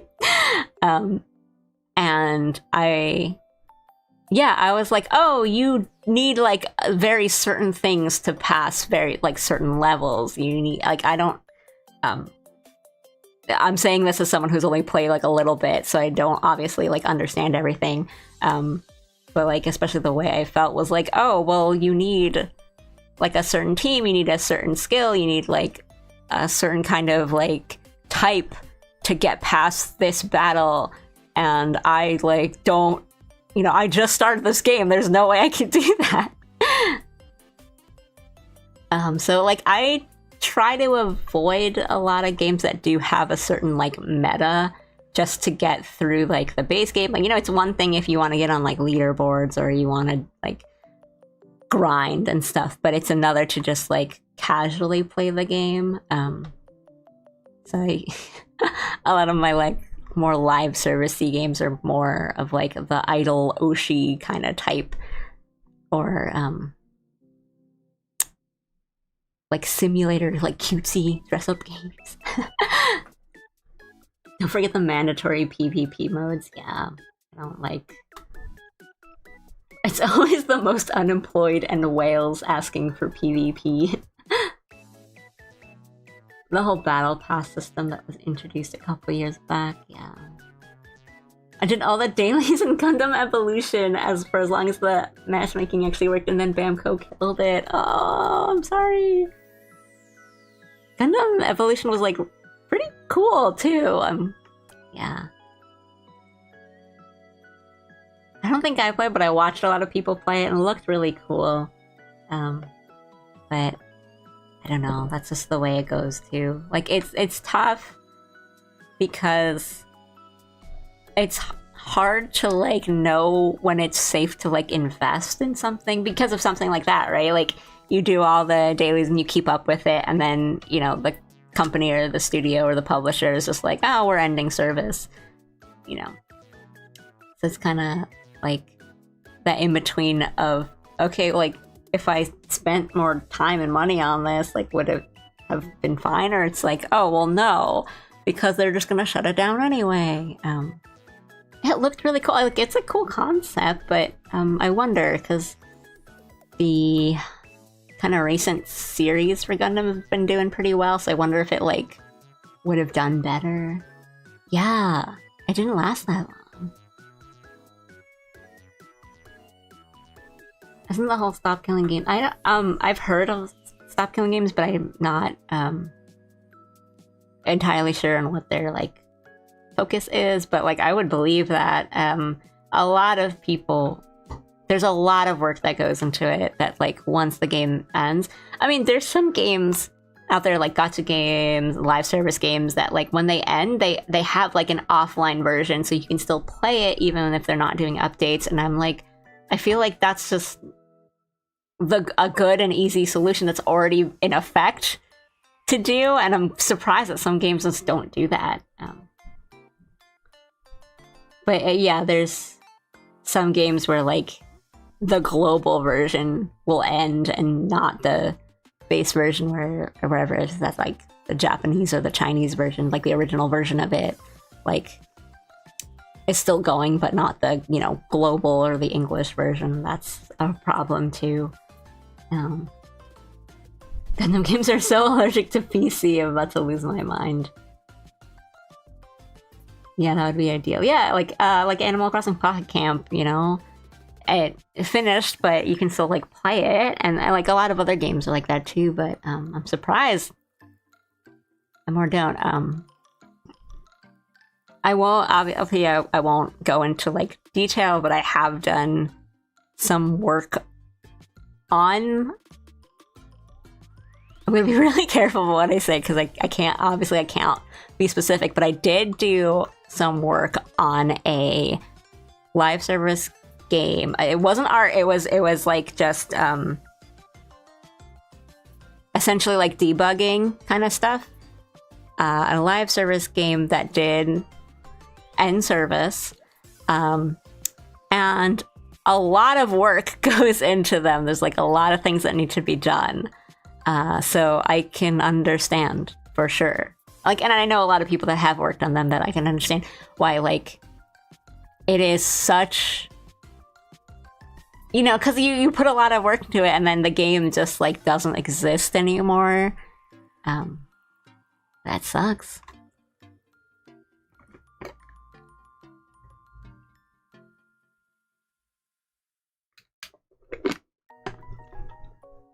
Hydration.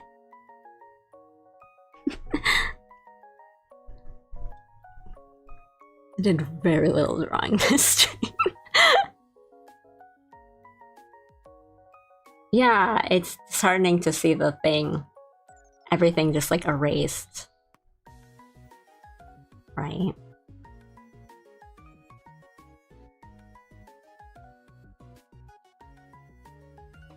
Isn't her hair just like big braids? I think braids is really hard to draw.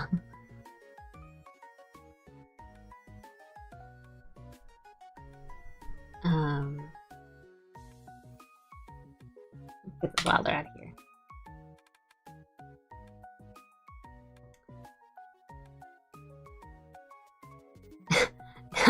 I ate and drank this stream. That's like 50 times more than other streams. I usually like mute my mic when I take a little sippy or I get a little snack. I'm not going through like 3 or 4 hours without drinking or eating anything, I promise. But this time I'm just like not muting.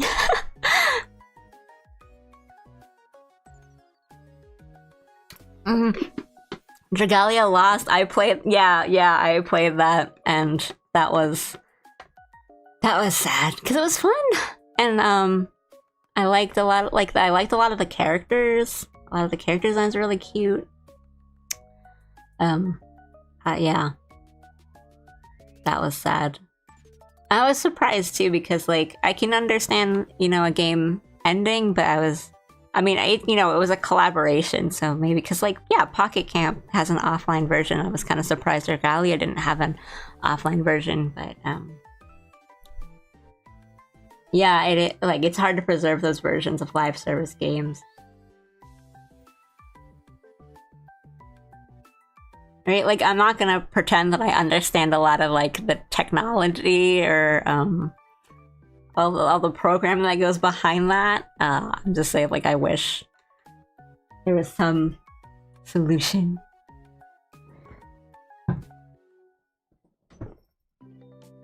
All right, that is the issue. Am I working on those or just for fun? They were just for fun. I didn't really have like a plan today. So like some of these I actually didn't draw on stream. They were just on a canvas I had open. And then I cleaned up the Guardian just now, and then I drew Kiryu and Ichiban on stream because I was saying that like, a lot of the games I like have like a very distinct or like realistic or serious style, and I draw very cute, so I never know how to draw like fan art for the kinds of things I like games. So I just tried and drew like a really cute Kiryu and a really cute Ichiban. Because I have stuff that will be on the agenda for stuff to work on, but I think I don't want to start them today because yeah, I haven't streamed in a while. I just kind of want to get back into it, and then I just finish that clip and post it, so I'm like tired. But I think maybe next week. Let me look at my calendar. Like I was saying before, there's some Oshi birthdays next month that I'll want to get art done for soon. I'll be busy later in like late October, so I think we're gonna do things, I'm looking like way 2 months ahead, but for example, like I'll probably be doing like Halloween art like pretty early in the month because I'll be busy late October. I have some other things I want to work on, but I didn't want to work on them today. Me playing with my Elden Ring and Yakuza toys. I'm like honestly like hoping they'll make more merch. More marketable plushies. They've made like some plushies for like Yakuza, but I want more. And I want actually I think the only Yakuza merch I have is I have an Onomichio acrylic stand, and it's like quite big. And I have like an Onomichio like towel that has his whole like slogan, like his whole introduction on it. I don't know if you've seen it, but in Kabukicho there are like vending machines that you can buy Yakuza merchandise from. But I really want them to make. They won't because they're like tied to actors. I want Judgment, Judge Eyes merchandise. And then my secret wish is that like when they come out with like the Sekiro anime, I'm hoping that like there's more like merchandise I can buy. Like even if it's really small, because I like to hang things up, like art and posters and stuff. So if they make stuff for the Sekiro anime, like I really want Sekiro merch. I hope you turn yourself into a marketable plushie one day. Honestly, the dream. Late game Dragalia definitely had a bit of a grind problem, but I love the characters and the stories. Yeah, I love the stories and I love the characters of Dragalia. I think for me it was like there was a lot of like material trees that was going on in the game. Like, you have to get this crystal, and then if you get 5 of these crystals, you can get the bigger crystal, and you get 3 of those bigger crystals, you get the biggest crystal, and then you need 3 of those and like 5 of these to level up your character. And it was really hard for me to like keep all that, keep track of all those, especially for multiple characters and things. But I really like the the art style and like the character design on that was really good. I really loved a lot of the characters, but I'm not a fan of material trees. Like in any gacha game or even like RPGs, if there's material trees, I'm just like, please just, is there an auto? Like, just tell me what to do. Halloween. Looking ahead at my class schedule? No. Looking at my Oshi birthday schedule? Yeah. I'm a big stationery nerd, so I have a lot of like planners and journals and pens and stuff, so I like keep track of a lot of that kind of stuff. Please let me spend money on your products, please. Thank you, Aru. I have oh, thank you. I have been like looking into some things because I think like shipping is going to be kind of the problem that I have. I don't really want to make people spend too much on shipping, and you know, there's always like using home addresses and stuff. So I'm looking into it. I've been wondering like, oh, is digital goods better than, you know, the physical? Because I do want to do like physical goods at some point too. But I have some avenues to look into. I will talk about. I don't want to say too much because it will involve other people, so I don't want to drag other people into this. But I have been thinking about like, yeah, like digital goods, digital store, commission type things. Okay, like I will say that one of the things I'm planning on doing and like working on stream soon is I do want to make it's not a marketable plushie yet, crossing fingers, but I do want to make like an alley, like acrylic stand, at least for myself, because I will be like traveling soon, and you know, like when people take pictures of like the acrylic stand of themselves, like their VTuber persona or like their Oshi, like at the place that they are like by a dessert or something. Like I want to do that for myself so I can like kind of post and share pictures and stuff that isn't necessarily like me or like kind of giving away too much.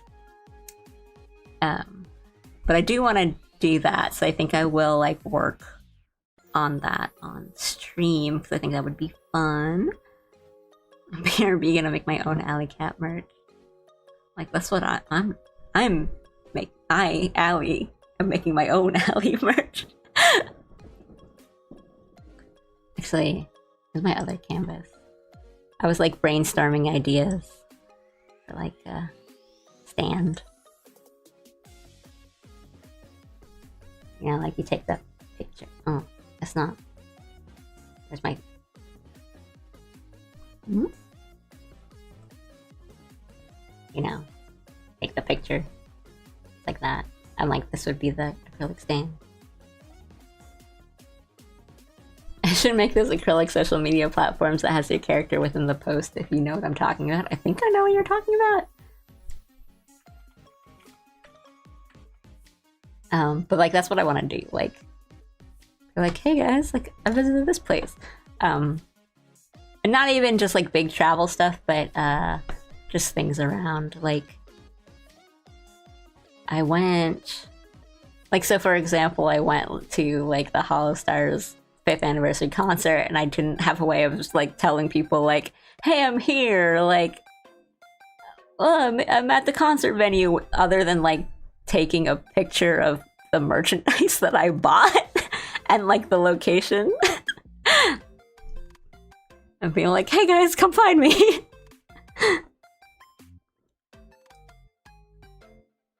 And then like maybe a small one. But just like brainstorming stuff. I've made like acrylic stands and sorry, hiccup, and keychains before, so I know like the process and how to do it. but I haven't made any for myself yet. I've made one of my husband's Warrior of Light, like Final Fantasy 14 Warrior of Light, for a Christmas present a couple years back. It looked really cool. And I've made like acrylic keychains of my D&D group's characters. I gave that to them as gifts, so I've done them before. I just haven't made one for myself. So I want to make one for myself. Maybe an amigurumi. I have learned how to crochet in the past couple months, so like I have thought about that. I do want to like make maybe like an Ali amigurumi.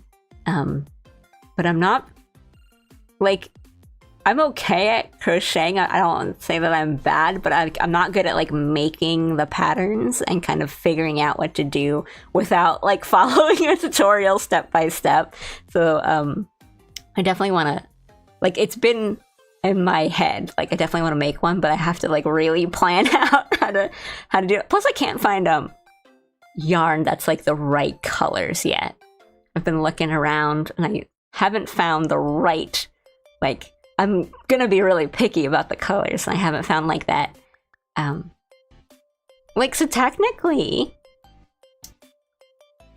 like me, like Allie's hair is kind of like black and white because she's like a panda, but I always color it kind of more purple, so it's just become like a dark purple now. So I'm looking for that, like, that dark purple, like, color, and I can't find it yet.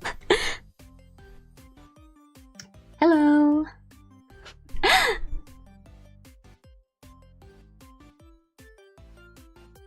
So you make masterpieces, got it. Not really. I'm not that good at like textile type 3D kind of art. I just like to have, you know, creative hobbies. They're fun. But it takes a lot, like, of time. I don't think I've made like 1 or 2 amigurumis. I'm not quite good at amigurumi. Like, I'm better at making like things. I get, like, I've made pouches and bags and stuff through crochet, and they're a little better than the times I've tried to make like knit plushies. But I don't have a lot of practice with making the amigurumi. Right, like,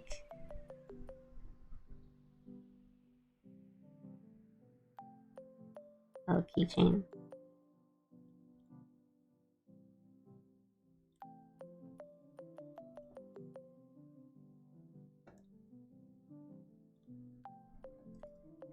I guess with like digital goods, like you guys are saying, I can't think of what would be good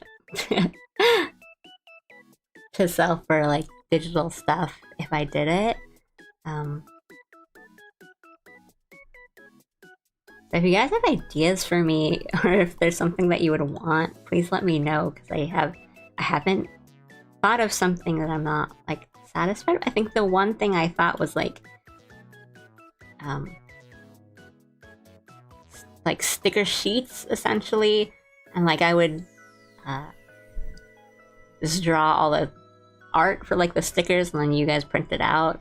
But I know that not everyone has like sticker paper or a machine that's available to them that could do that. And then you can print stickers at like Lawson and stuff. It's kind of crazy. Not goods exactly, but Patreon.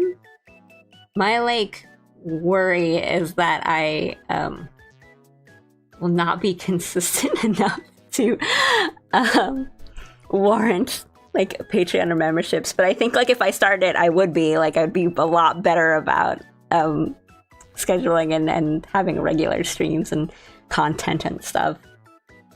Because like I don't now. I'm just like tomorrow I will stream tomorrow. Pretty cool that you already know the basics. Yeah, it's like I think you were talking about crochet there. It's I was gonna say, like, it's easy to pick up, but I think starting is always the hard part because it's hard.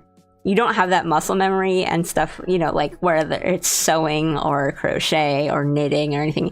It requires a lot of like, it's very repetitive, which is why it's very soothing. But if you don't know how to do those motions from the start, like you don't have that muscle memory, it can be really difficult because you don't even know, like, am I doing this right?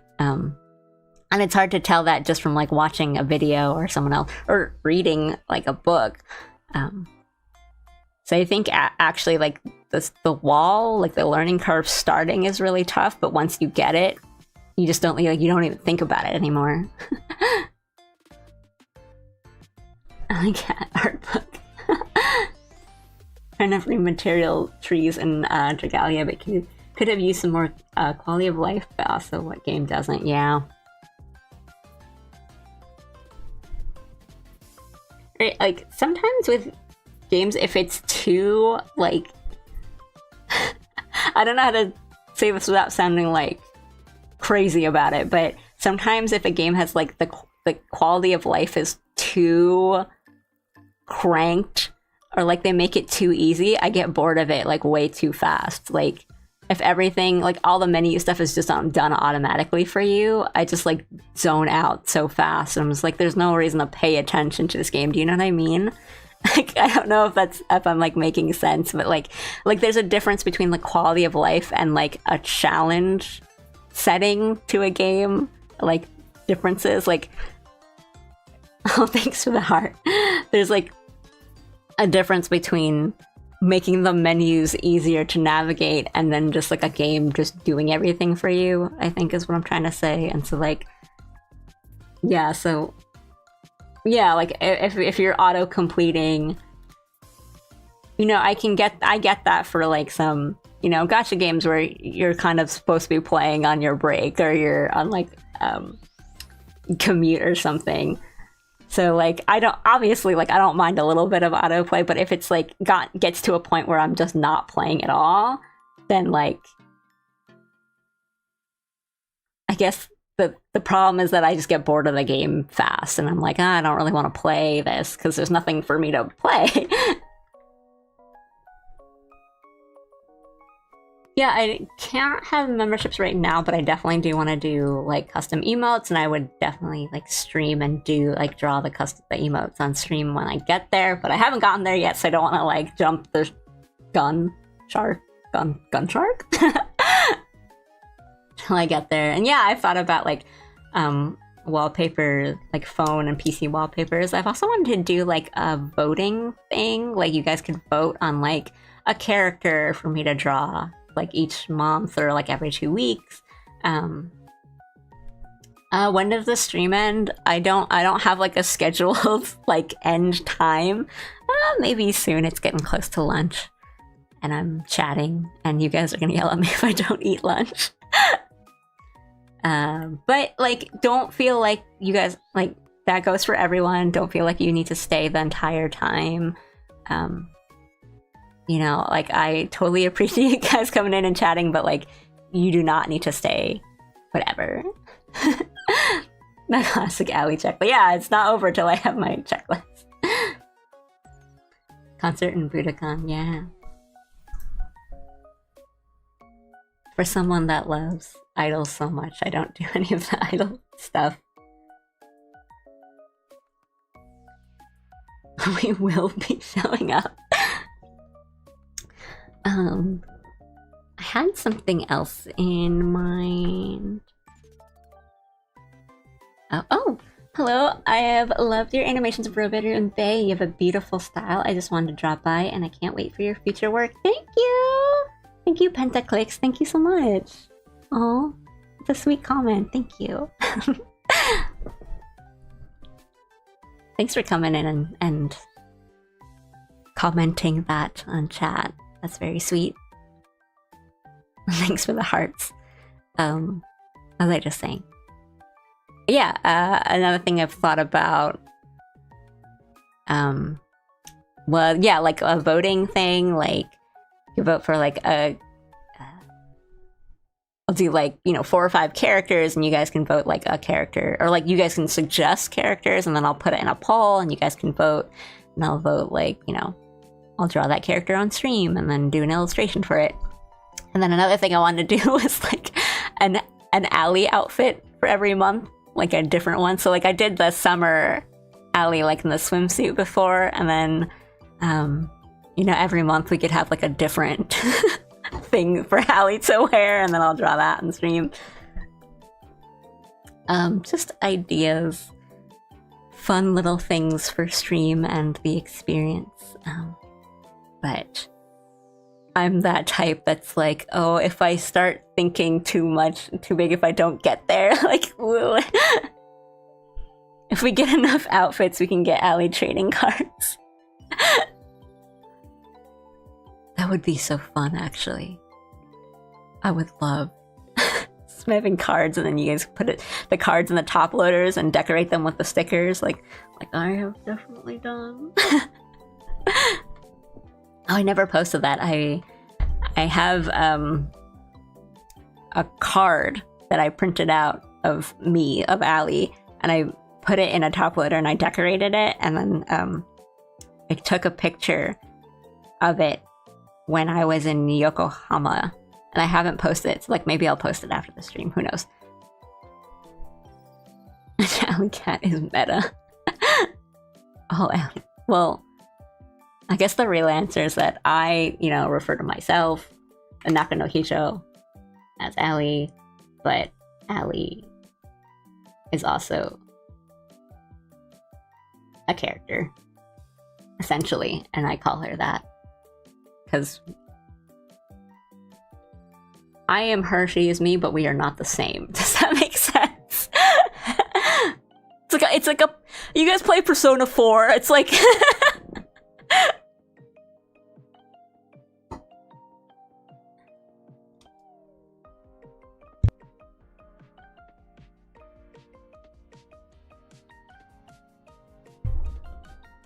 oh, wait, you meant meta as in like like a game's meta, and I just went on a whole insane tangent. What would be the strongest Allie? Oh, the meta Allie would be like well rested, ate food, hydrated.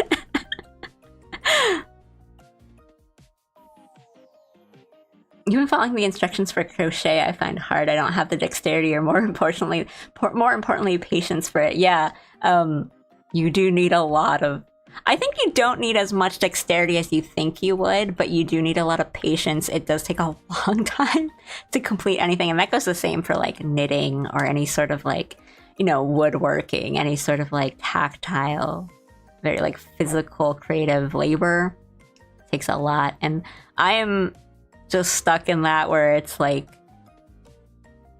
I started a lot of crochet projects that are essentially like summer accessories and summer clothes, and I haven't finished them because they take so long. But they're not like super summery, so I can still wear them in like warm days in like the fall, and they're like layer kind of stuff, like sweater type things. So it's not that bad. I'm not like, this is done, I'm cooked. It's just like, it takes so long. I play the checklist while I play Chatatouille. It can't be! I am thou art I. New Year's Allie. Ara.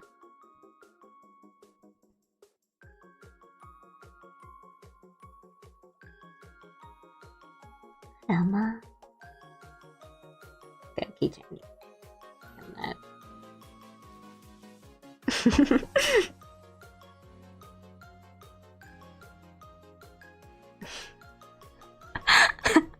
I didn't think that would have been picked up so much by my microphone. Escalier.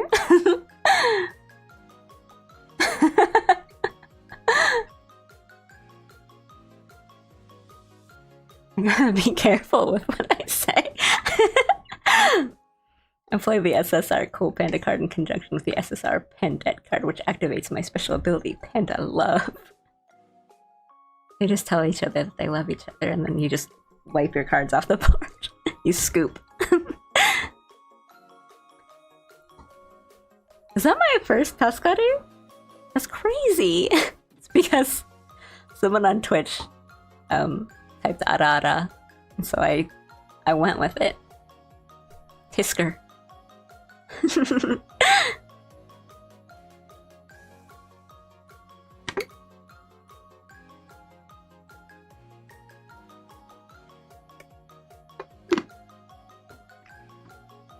I got a follow for the Arara. Thank you. I mean, thank yourself, Pickleman697.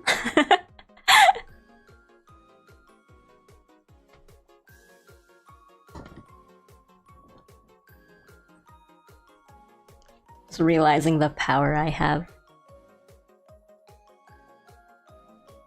Guess, like, I don't know. I don't know if I'd be good at ASMR.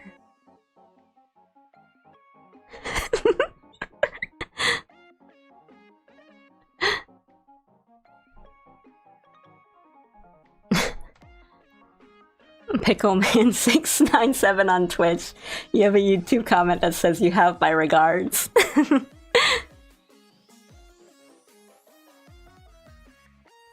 I'll try something. Don't get mad at me. I don't know what to say.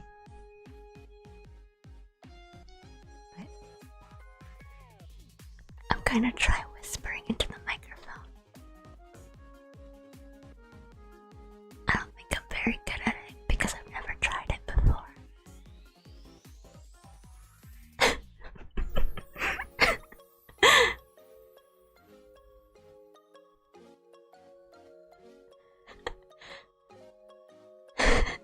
Keep talking about the Fast and Furious franchise. We're doing a Fast and Furious ASMR. Hang on. Am I streaming on YouTube? Yeah, yes, I am streaming on YouTube. I usually multi-stream. I have stream on YouTube and Twitch at the same time. I am too cowardly to have an on-stream chat that shows both because it's technically against Twitch's rules. I think I read into it a bit more, and I think it's about moderation. So, like, for example, if something against Twitch's TOS is said on YouTube and it shows on stream, Twitch can't really regulate that as well. So that's the reasoning they give. So I don't have an on-stream chat for this reason yet. That's why, but I do multi-stream, and I usually will read comments out for both. So it's okay. Related to well-being, how's your posture? I do try to keep my posture in mind a bit more, so I do straighten out every now and then. Thank you for asking. But because I have had like sore like shoulder issues before, so I do try to like make sure my posture is good. It's noon, I can't. But that being said, everyone else, make sure you unshrimp yourself and straighten out a bit. Hi on YouTube. Hi. You made a lot of people on this, like all like what, 9 of you happy for making me say that. Family.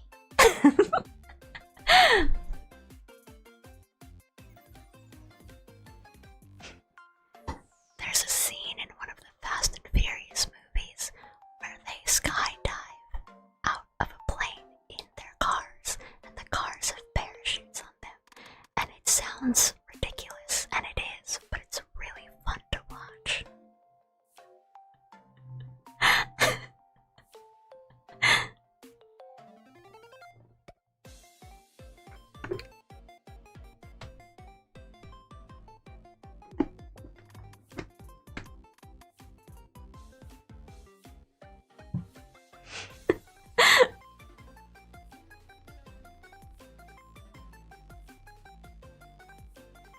Yada.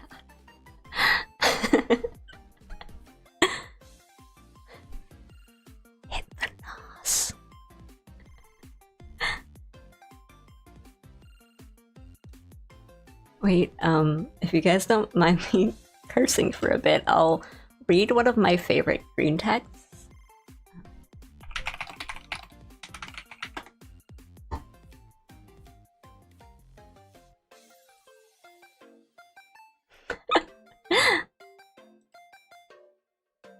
Okay.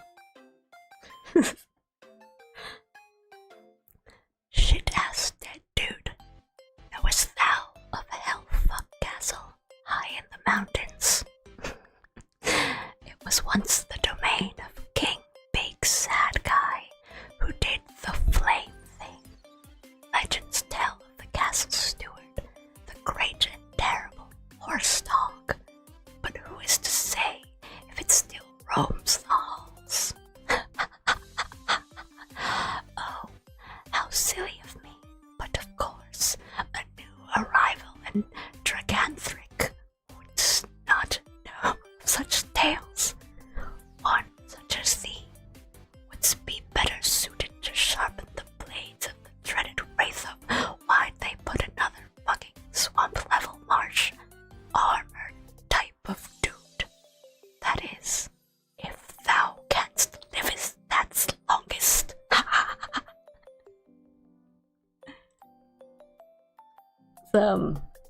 One of my favorite green texts. It's like what's it called? Like every Dark Souls NPC conversation ever.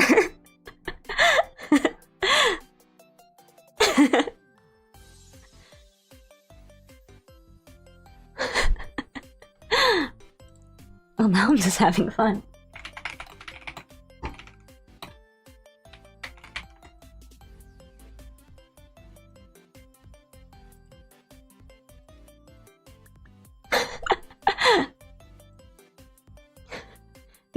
I mean, I'm not like, I don't know how to do it. I'm not very good at it. So I'm kind of making all these unnecessary mouth sounds and breathes, I think. But, thank you, Pickle Man. But it's fun. And if you, like, maybe, I don't know, maybe I'll do ASMR.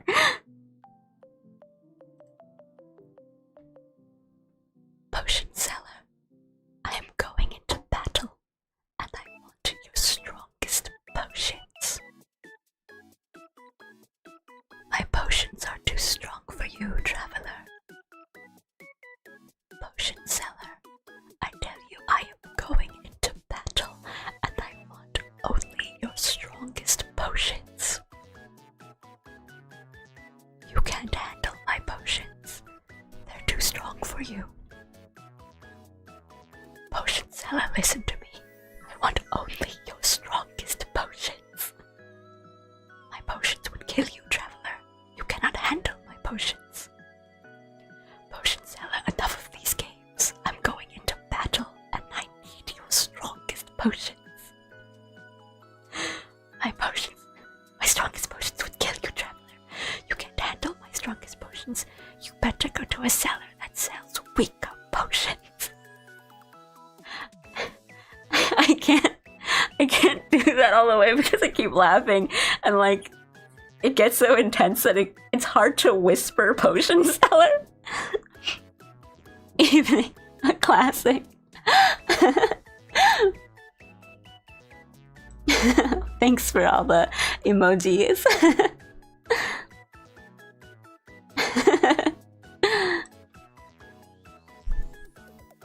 See what one Ara Ara has done.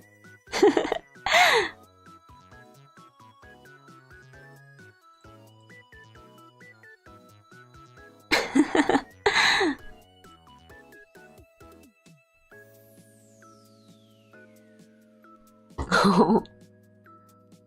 Well, it's late where some of you guys are, so maybe it's good to sleep. Who needs melatonin when there's Ellie ASMR?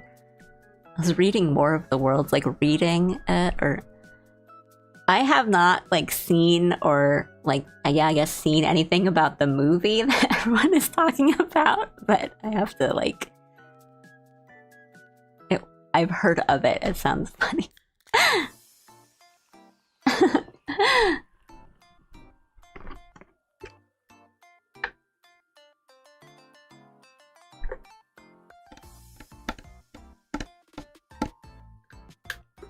Yeah, the New World, War of the Worlds. The one with like Ice Cube or something.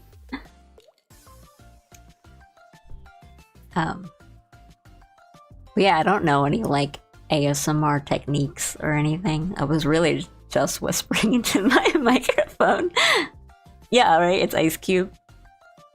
I learned about it because I was playing Borderlands 3 with a friend, and because it was like $5 on Steam recently or something. So I got it for us. Thank you again. And like Ice Cube is in it, and we're just kind of like talking about it. And they're like, oh yeah, it's just like the War of the Worlds movie.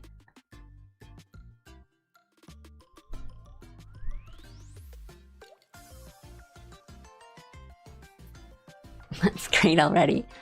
I don't know, maybe I'll look into it. What do you do? I mean, I don't think like my microphone is also like set up for it, but you could switch lives with one anime character. Who would it be? I think like there's too many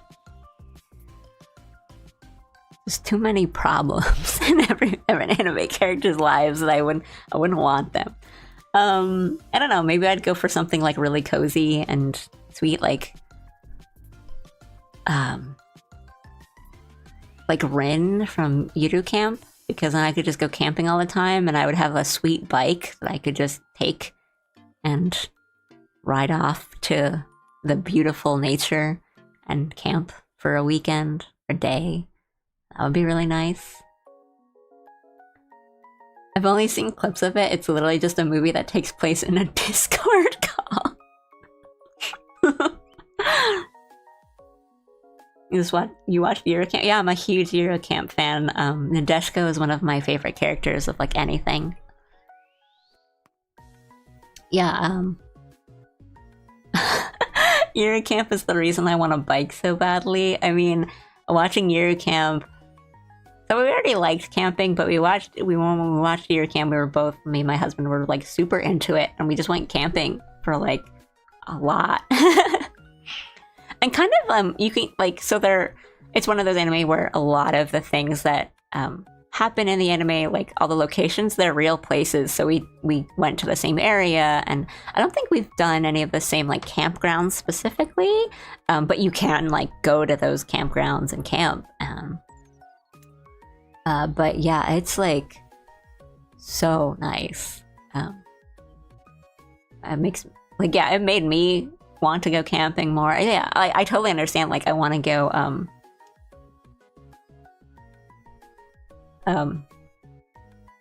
Actually, like, I don't need to like get the bike and everything, but I totally understand like that romance of like having a motorcycle and just, you know, driving off somewhere and just camping for a day or 2 days. I like that. Sounds so nice. With the little, is it good with the little stove and all? Yeah, it's really nice, really relaxing. I like super recommend it. I didn't grow up camping and going camping and stuff, so I was like very relatively new to like the hobby and how to do it. Your camp is very comfy now. I'm watching Rino Hoseki, and I want to go in a river to find Opal. I mean, that's the thing, right? Like, I feel like anime makes you... People will always, like, clown on it and just, say, like, oh, you started this because of, like, anime? But, that's the reason people make these kinds of stories and stuff, right? Because, like, to introduce you to hobbies and different things. So I don't think there's no shame in that. But... yeah, I mean, like, I know someone who started volleyball because of Haikyuu, like, started volleyball. But camping is fun, and yeah, I've done a lot of, like, the Yuru camp kind of things, like, with the little stove, and, like, cooking food on it, like, we got, like, so in Yuru camp, they have, like, they always take, like, curry cup noodles with them, and we do that, and it's like a really nice thing to have when you're camping, because it's really good to just like get away from things like the city or, you know, work and things, but it's also like you kind of get sleepy soon, and you wake up with this. You go to sleep with the sun, and you wake up with the sun, and that's really nice. It's like a nice reset. So if you want to like get a nice reset and refresh yourself, like I would say go camping. Camping in Australia is the best. I feel like, I mean, I'll believe you on that. I think that would be like just beautiful, but also I know there are scary little animals in Australia.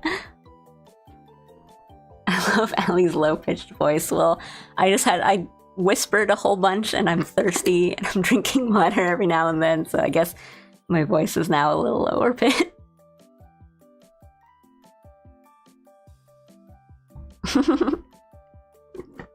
Camping in Japan is different, though. You can feel safe there. Yeah, I think it is definitely different. You're not really roughing it. And if you are, you shouldn't be.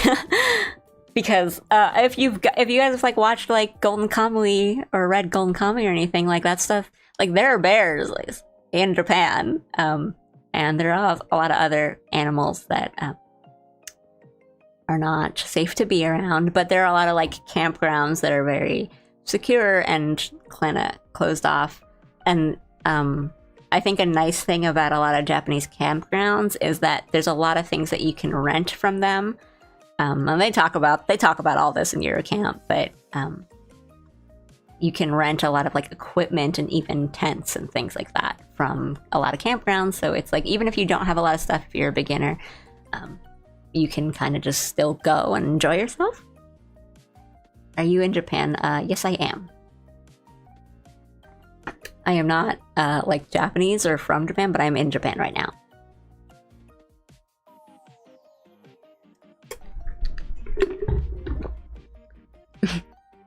I like thing anime. Yeah, I like anime where they do the thing. We recently watched Mono too, which is done by the same guy. That was really fun and cute.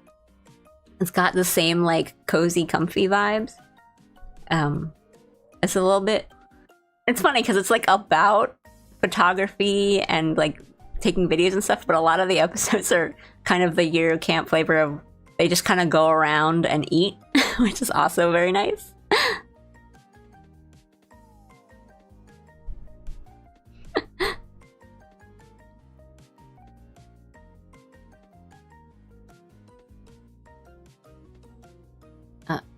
Trying to think if I've watched any other like thing animes recently that made me want to do thing. Probably not.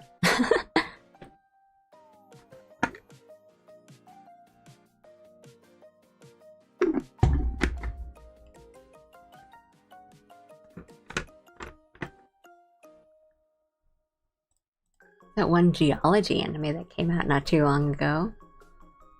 Haven't watched it though. I haven't heard it. I mean, maybe I've heard of it.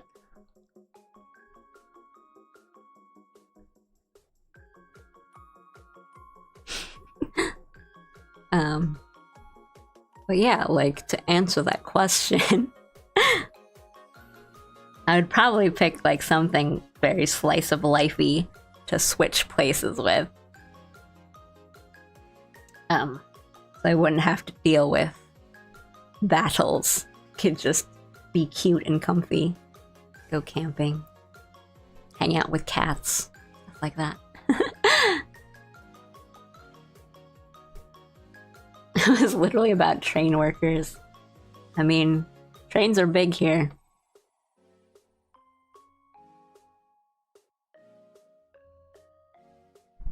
I mean, I can't think of any right now, but like, yeah, it's always thing anime, job anime.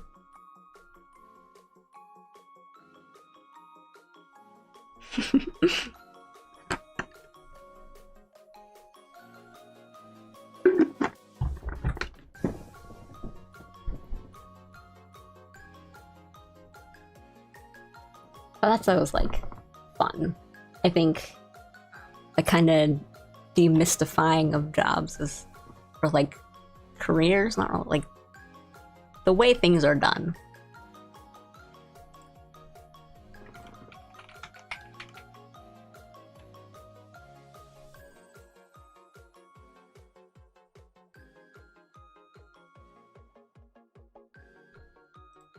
Oh, that anime is airing now, right? I haven't watched it yet, but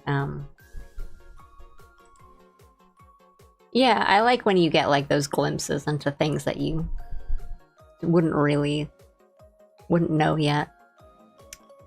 I'm watching a few things this season. I'm trying to keep up with. Yeah, like Shirobako. Yeah, okay. We're talking about Shirobako. So for those who don't know, Shirobako is an anime about making anime and the process of it. And it is quite an eye-opener. They go into a lot of things, and like not even just like how it's made, but like all the thought process behind it, and like people kind of butting heads about it, different ideas, different thing, and like different roles within making anime. So like not just like the directors and the animators and the voice actors. So it's really interesting. I really if you're interested in like anime and how it's made, like it's a must-watch. And even if you're just like a fan, I think it's important to watch because I always reference it when people talk about like CG and anime and like, oh, anime shouldn't have CG always looks bad. And I'm like, well, have you watched like, what is it, like episode 3 or 4 of Shirobako where they talk about it? Because like they make some really good points and you got to think about these things. Because like I'm not like a hater of like CG and anime, and I understand that's like, you know, sometimes we get a Berserk 2016 and it looks awful, and I get that, but like there's reasons why people do it.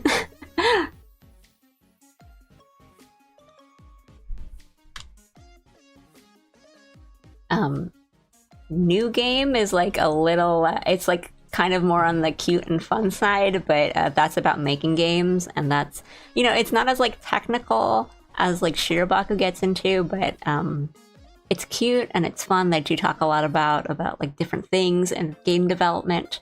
Summer Hikaru Died. I have not started it yet. It's on my list. I want to watch it. I know I've heard really good things about the story, like the manga, and it was one of those things where I'm like, I'm gonna read this manga eventually. I'm gonna pick it up, and then the anime got announced, and I'm like, I might wait for the anime. But I think it's very like, it's like, it's not quite like horror, but it would be very like psychological, kind of mystery, kind of these things going on. I haven't watched Rakamon, but I know it's good. I like calligraphy and stuff. I would not recommend Guts. I mean, the whole thing about Guts is that he suffers, and we love him for it, but Berserk is good. So good.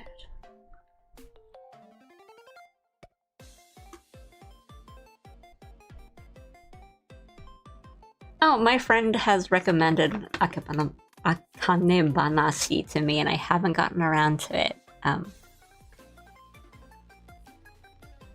Yeah, I know it's about Rakugo, and I've heard really good things about it. I haven't gotten around to it because the way I am with manga is if I get into it, I will binge read manga. Like I will not go to sleep. I will read.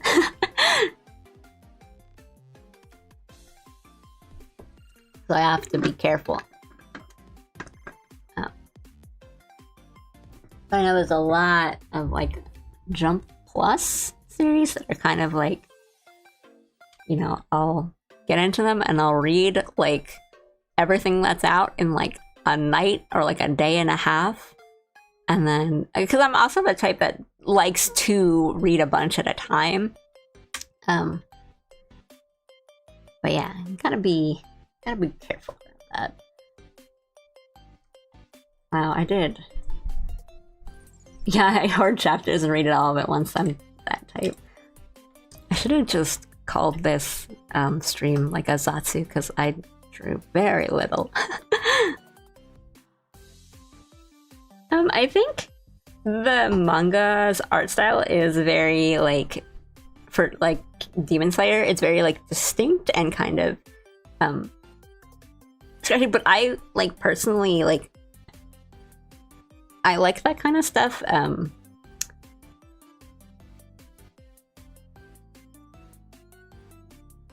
I kind of like when a manga's art is not super polished.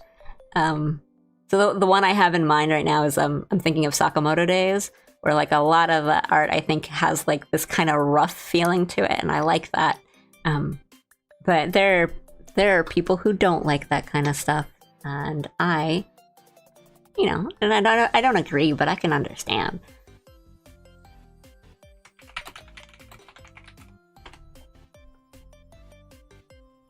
I have not seen Water Magician, but I remember when it was like announced, people were really excited about it. I just didn't know anything about it. Have you watched Ellie's animation? She's goated.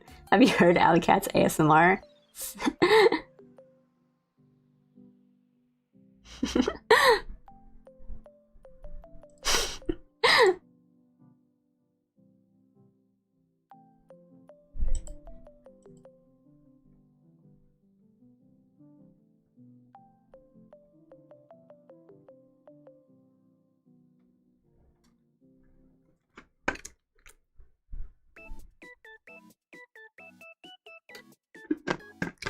Okay.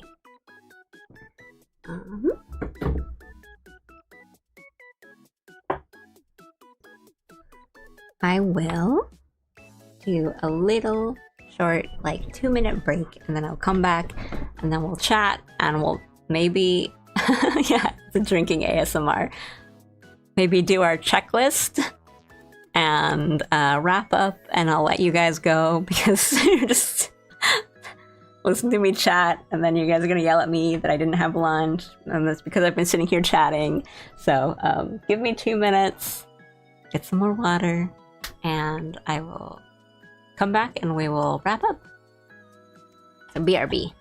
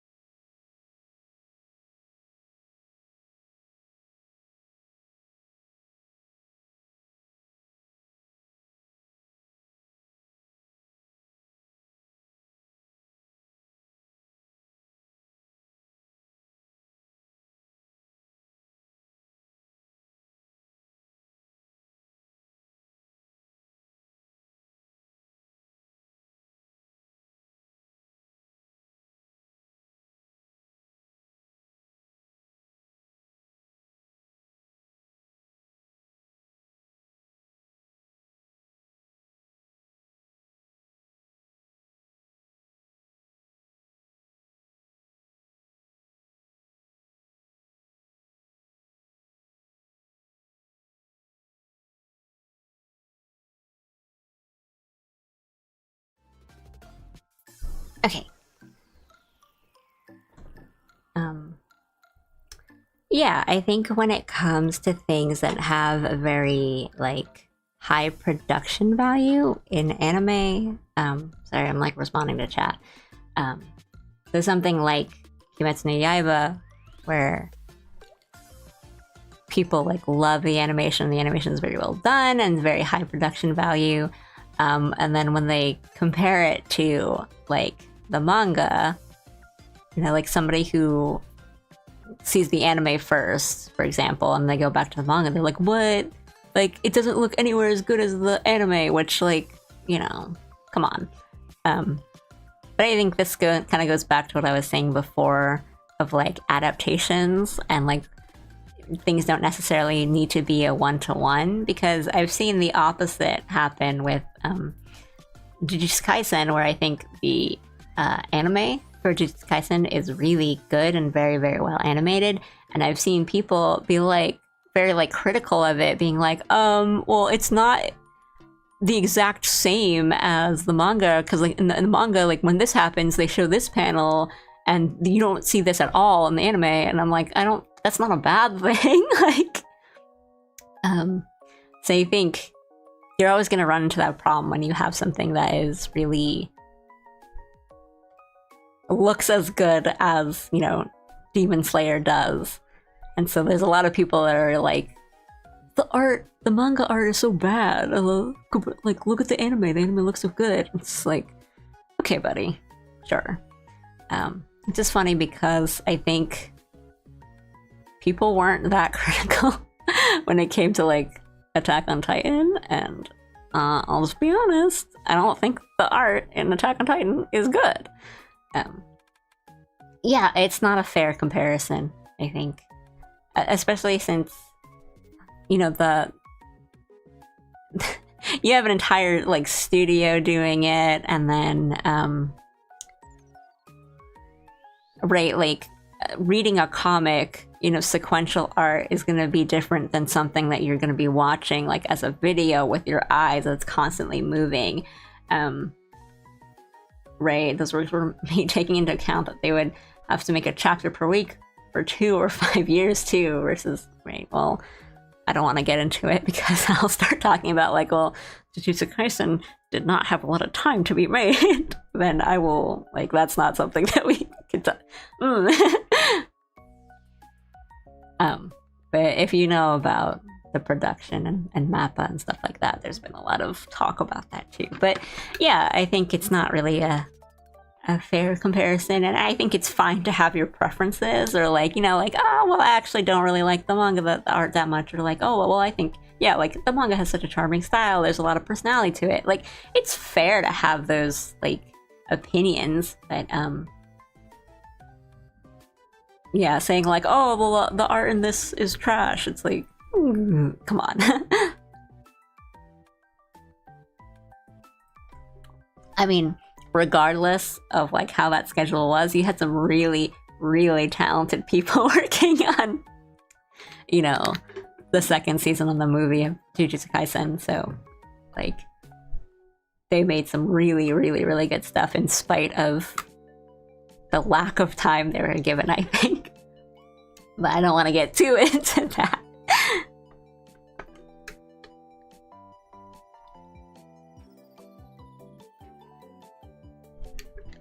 I don't think these are necessarily, like, hot takes either, but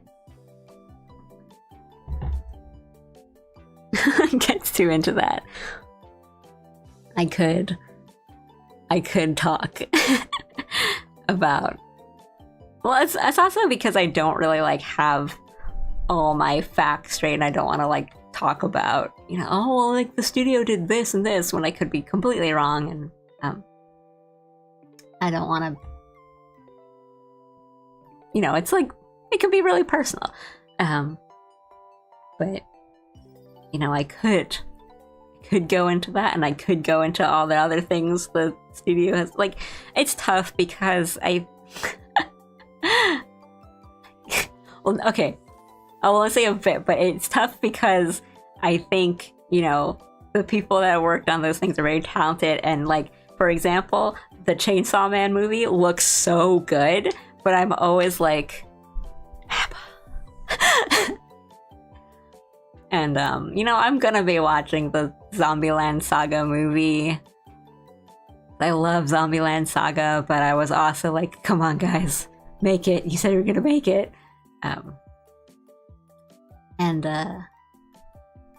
You know, I wasn't like super into Yuri on Ice, but I had a lot of friends who were, and then I think they announced like a cancellation of like the movie or whatever. Not really sure what happened there, something like that. And I think there was just like this tragic irony to that because Medalist came out, and Medalist is so good. I think it was quite successful too. So it's just like, oh man, like if they didn't, you know, cancel that Yuri on Ice. But okay, anyway. Alright.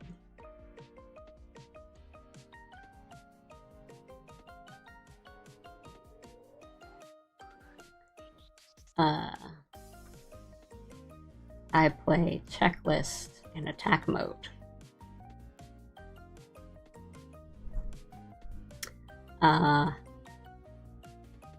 The usual. After this, I need to go eat food, drink water.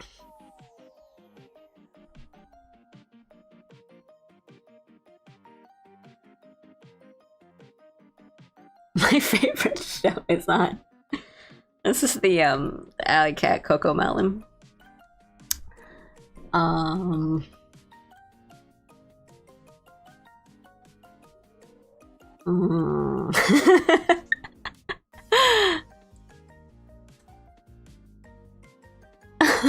She can't help but shade the checkbox.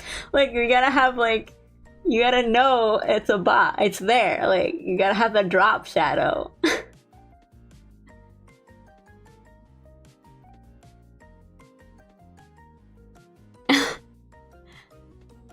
Reminds me of the video of Rabbit yelling at Ollie and Bay for not having lunch. Yeah. Yeah. I don't think I was there for it, but I was there for another thing. Or like what? He did like that birthday video or stream where he was like at Okinawa and he showed what he had for breakfast and it was like one thing and everyone yelled at him. Oh yeah, post my Yokohama pic.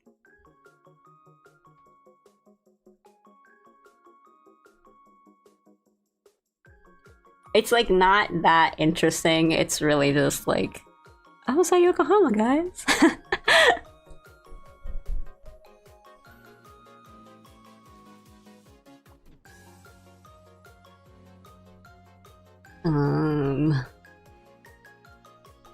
I think I will definitely try for a schedule next week because I don't think I've got anything going on, and you know, I finished something this week. I managed to post my clip, so I can work on stuff.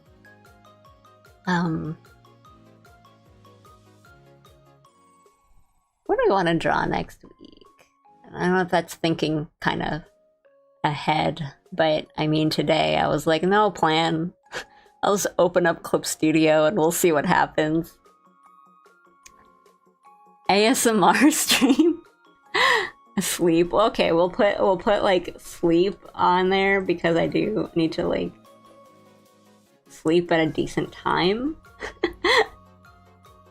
Every checklist is really like, please take care of yourself. And not like an actual to-do list.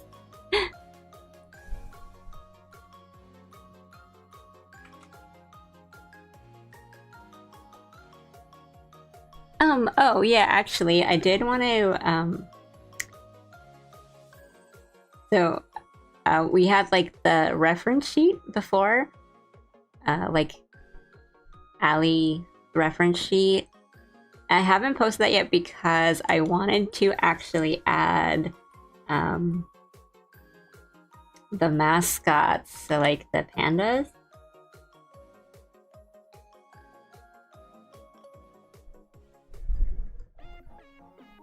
So I'll add them.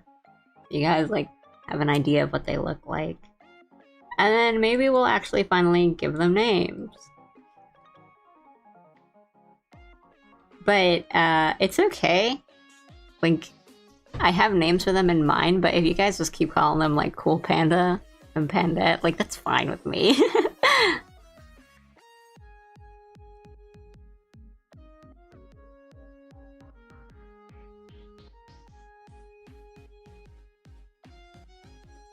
Yeah, we'll think about merch.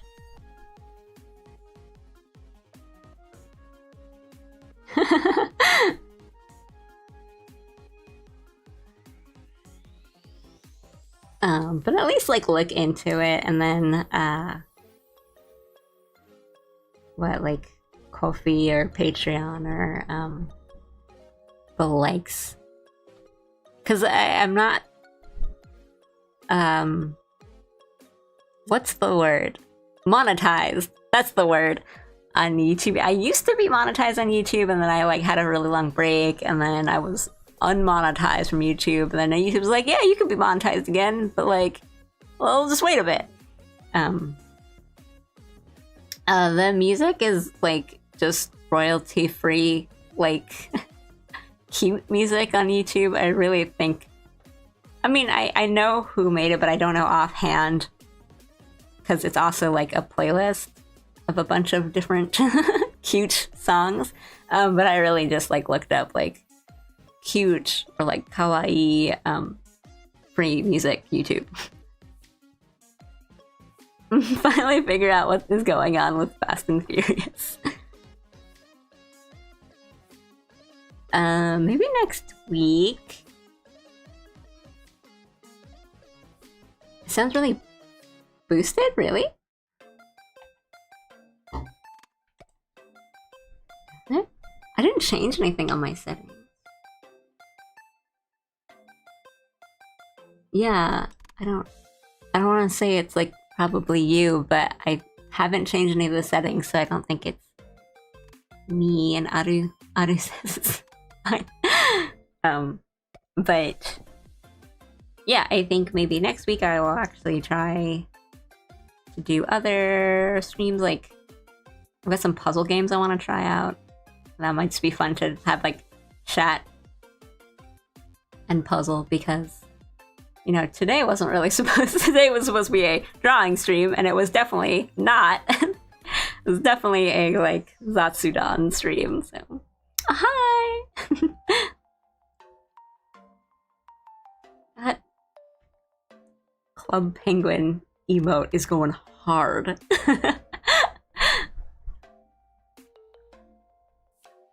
But I'll do these for sure.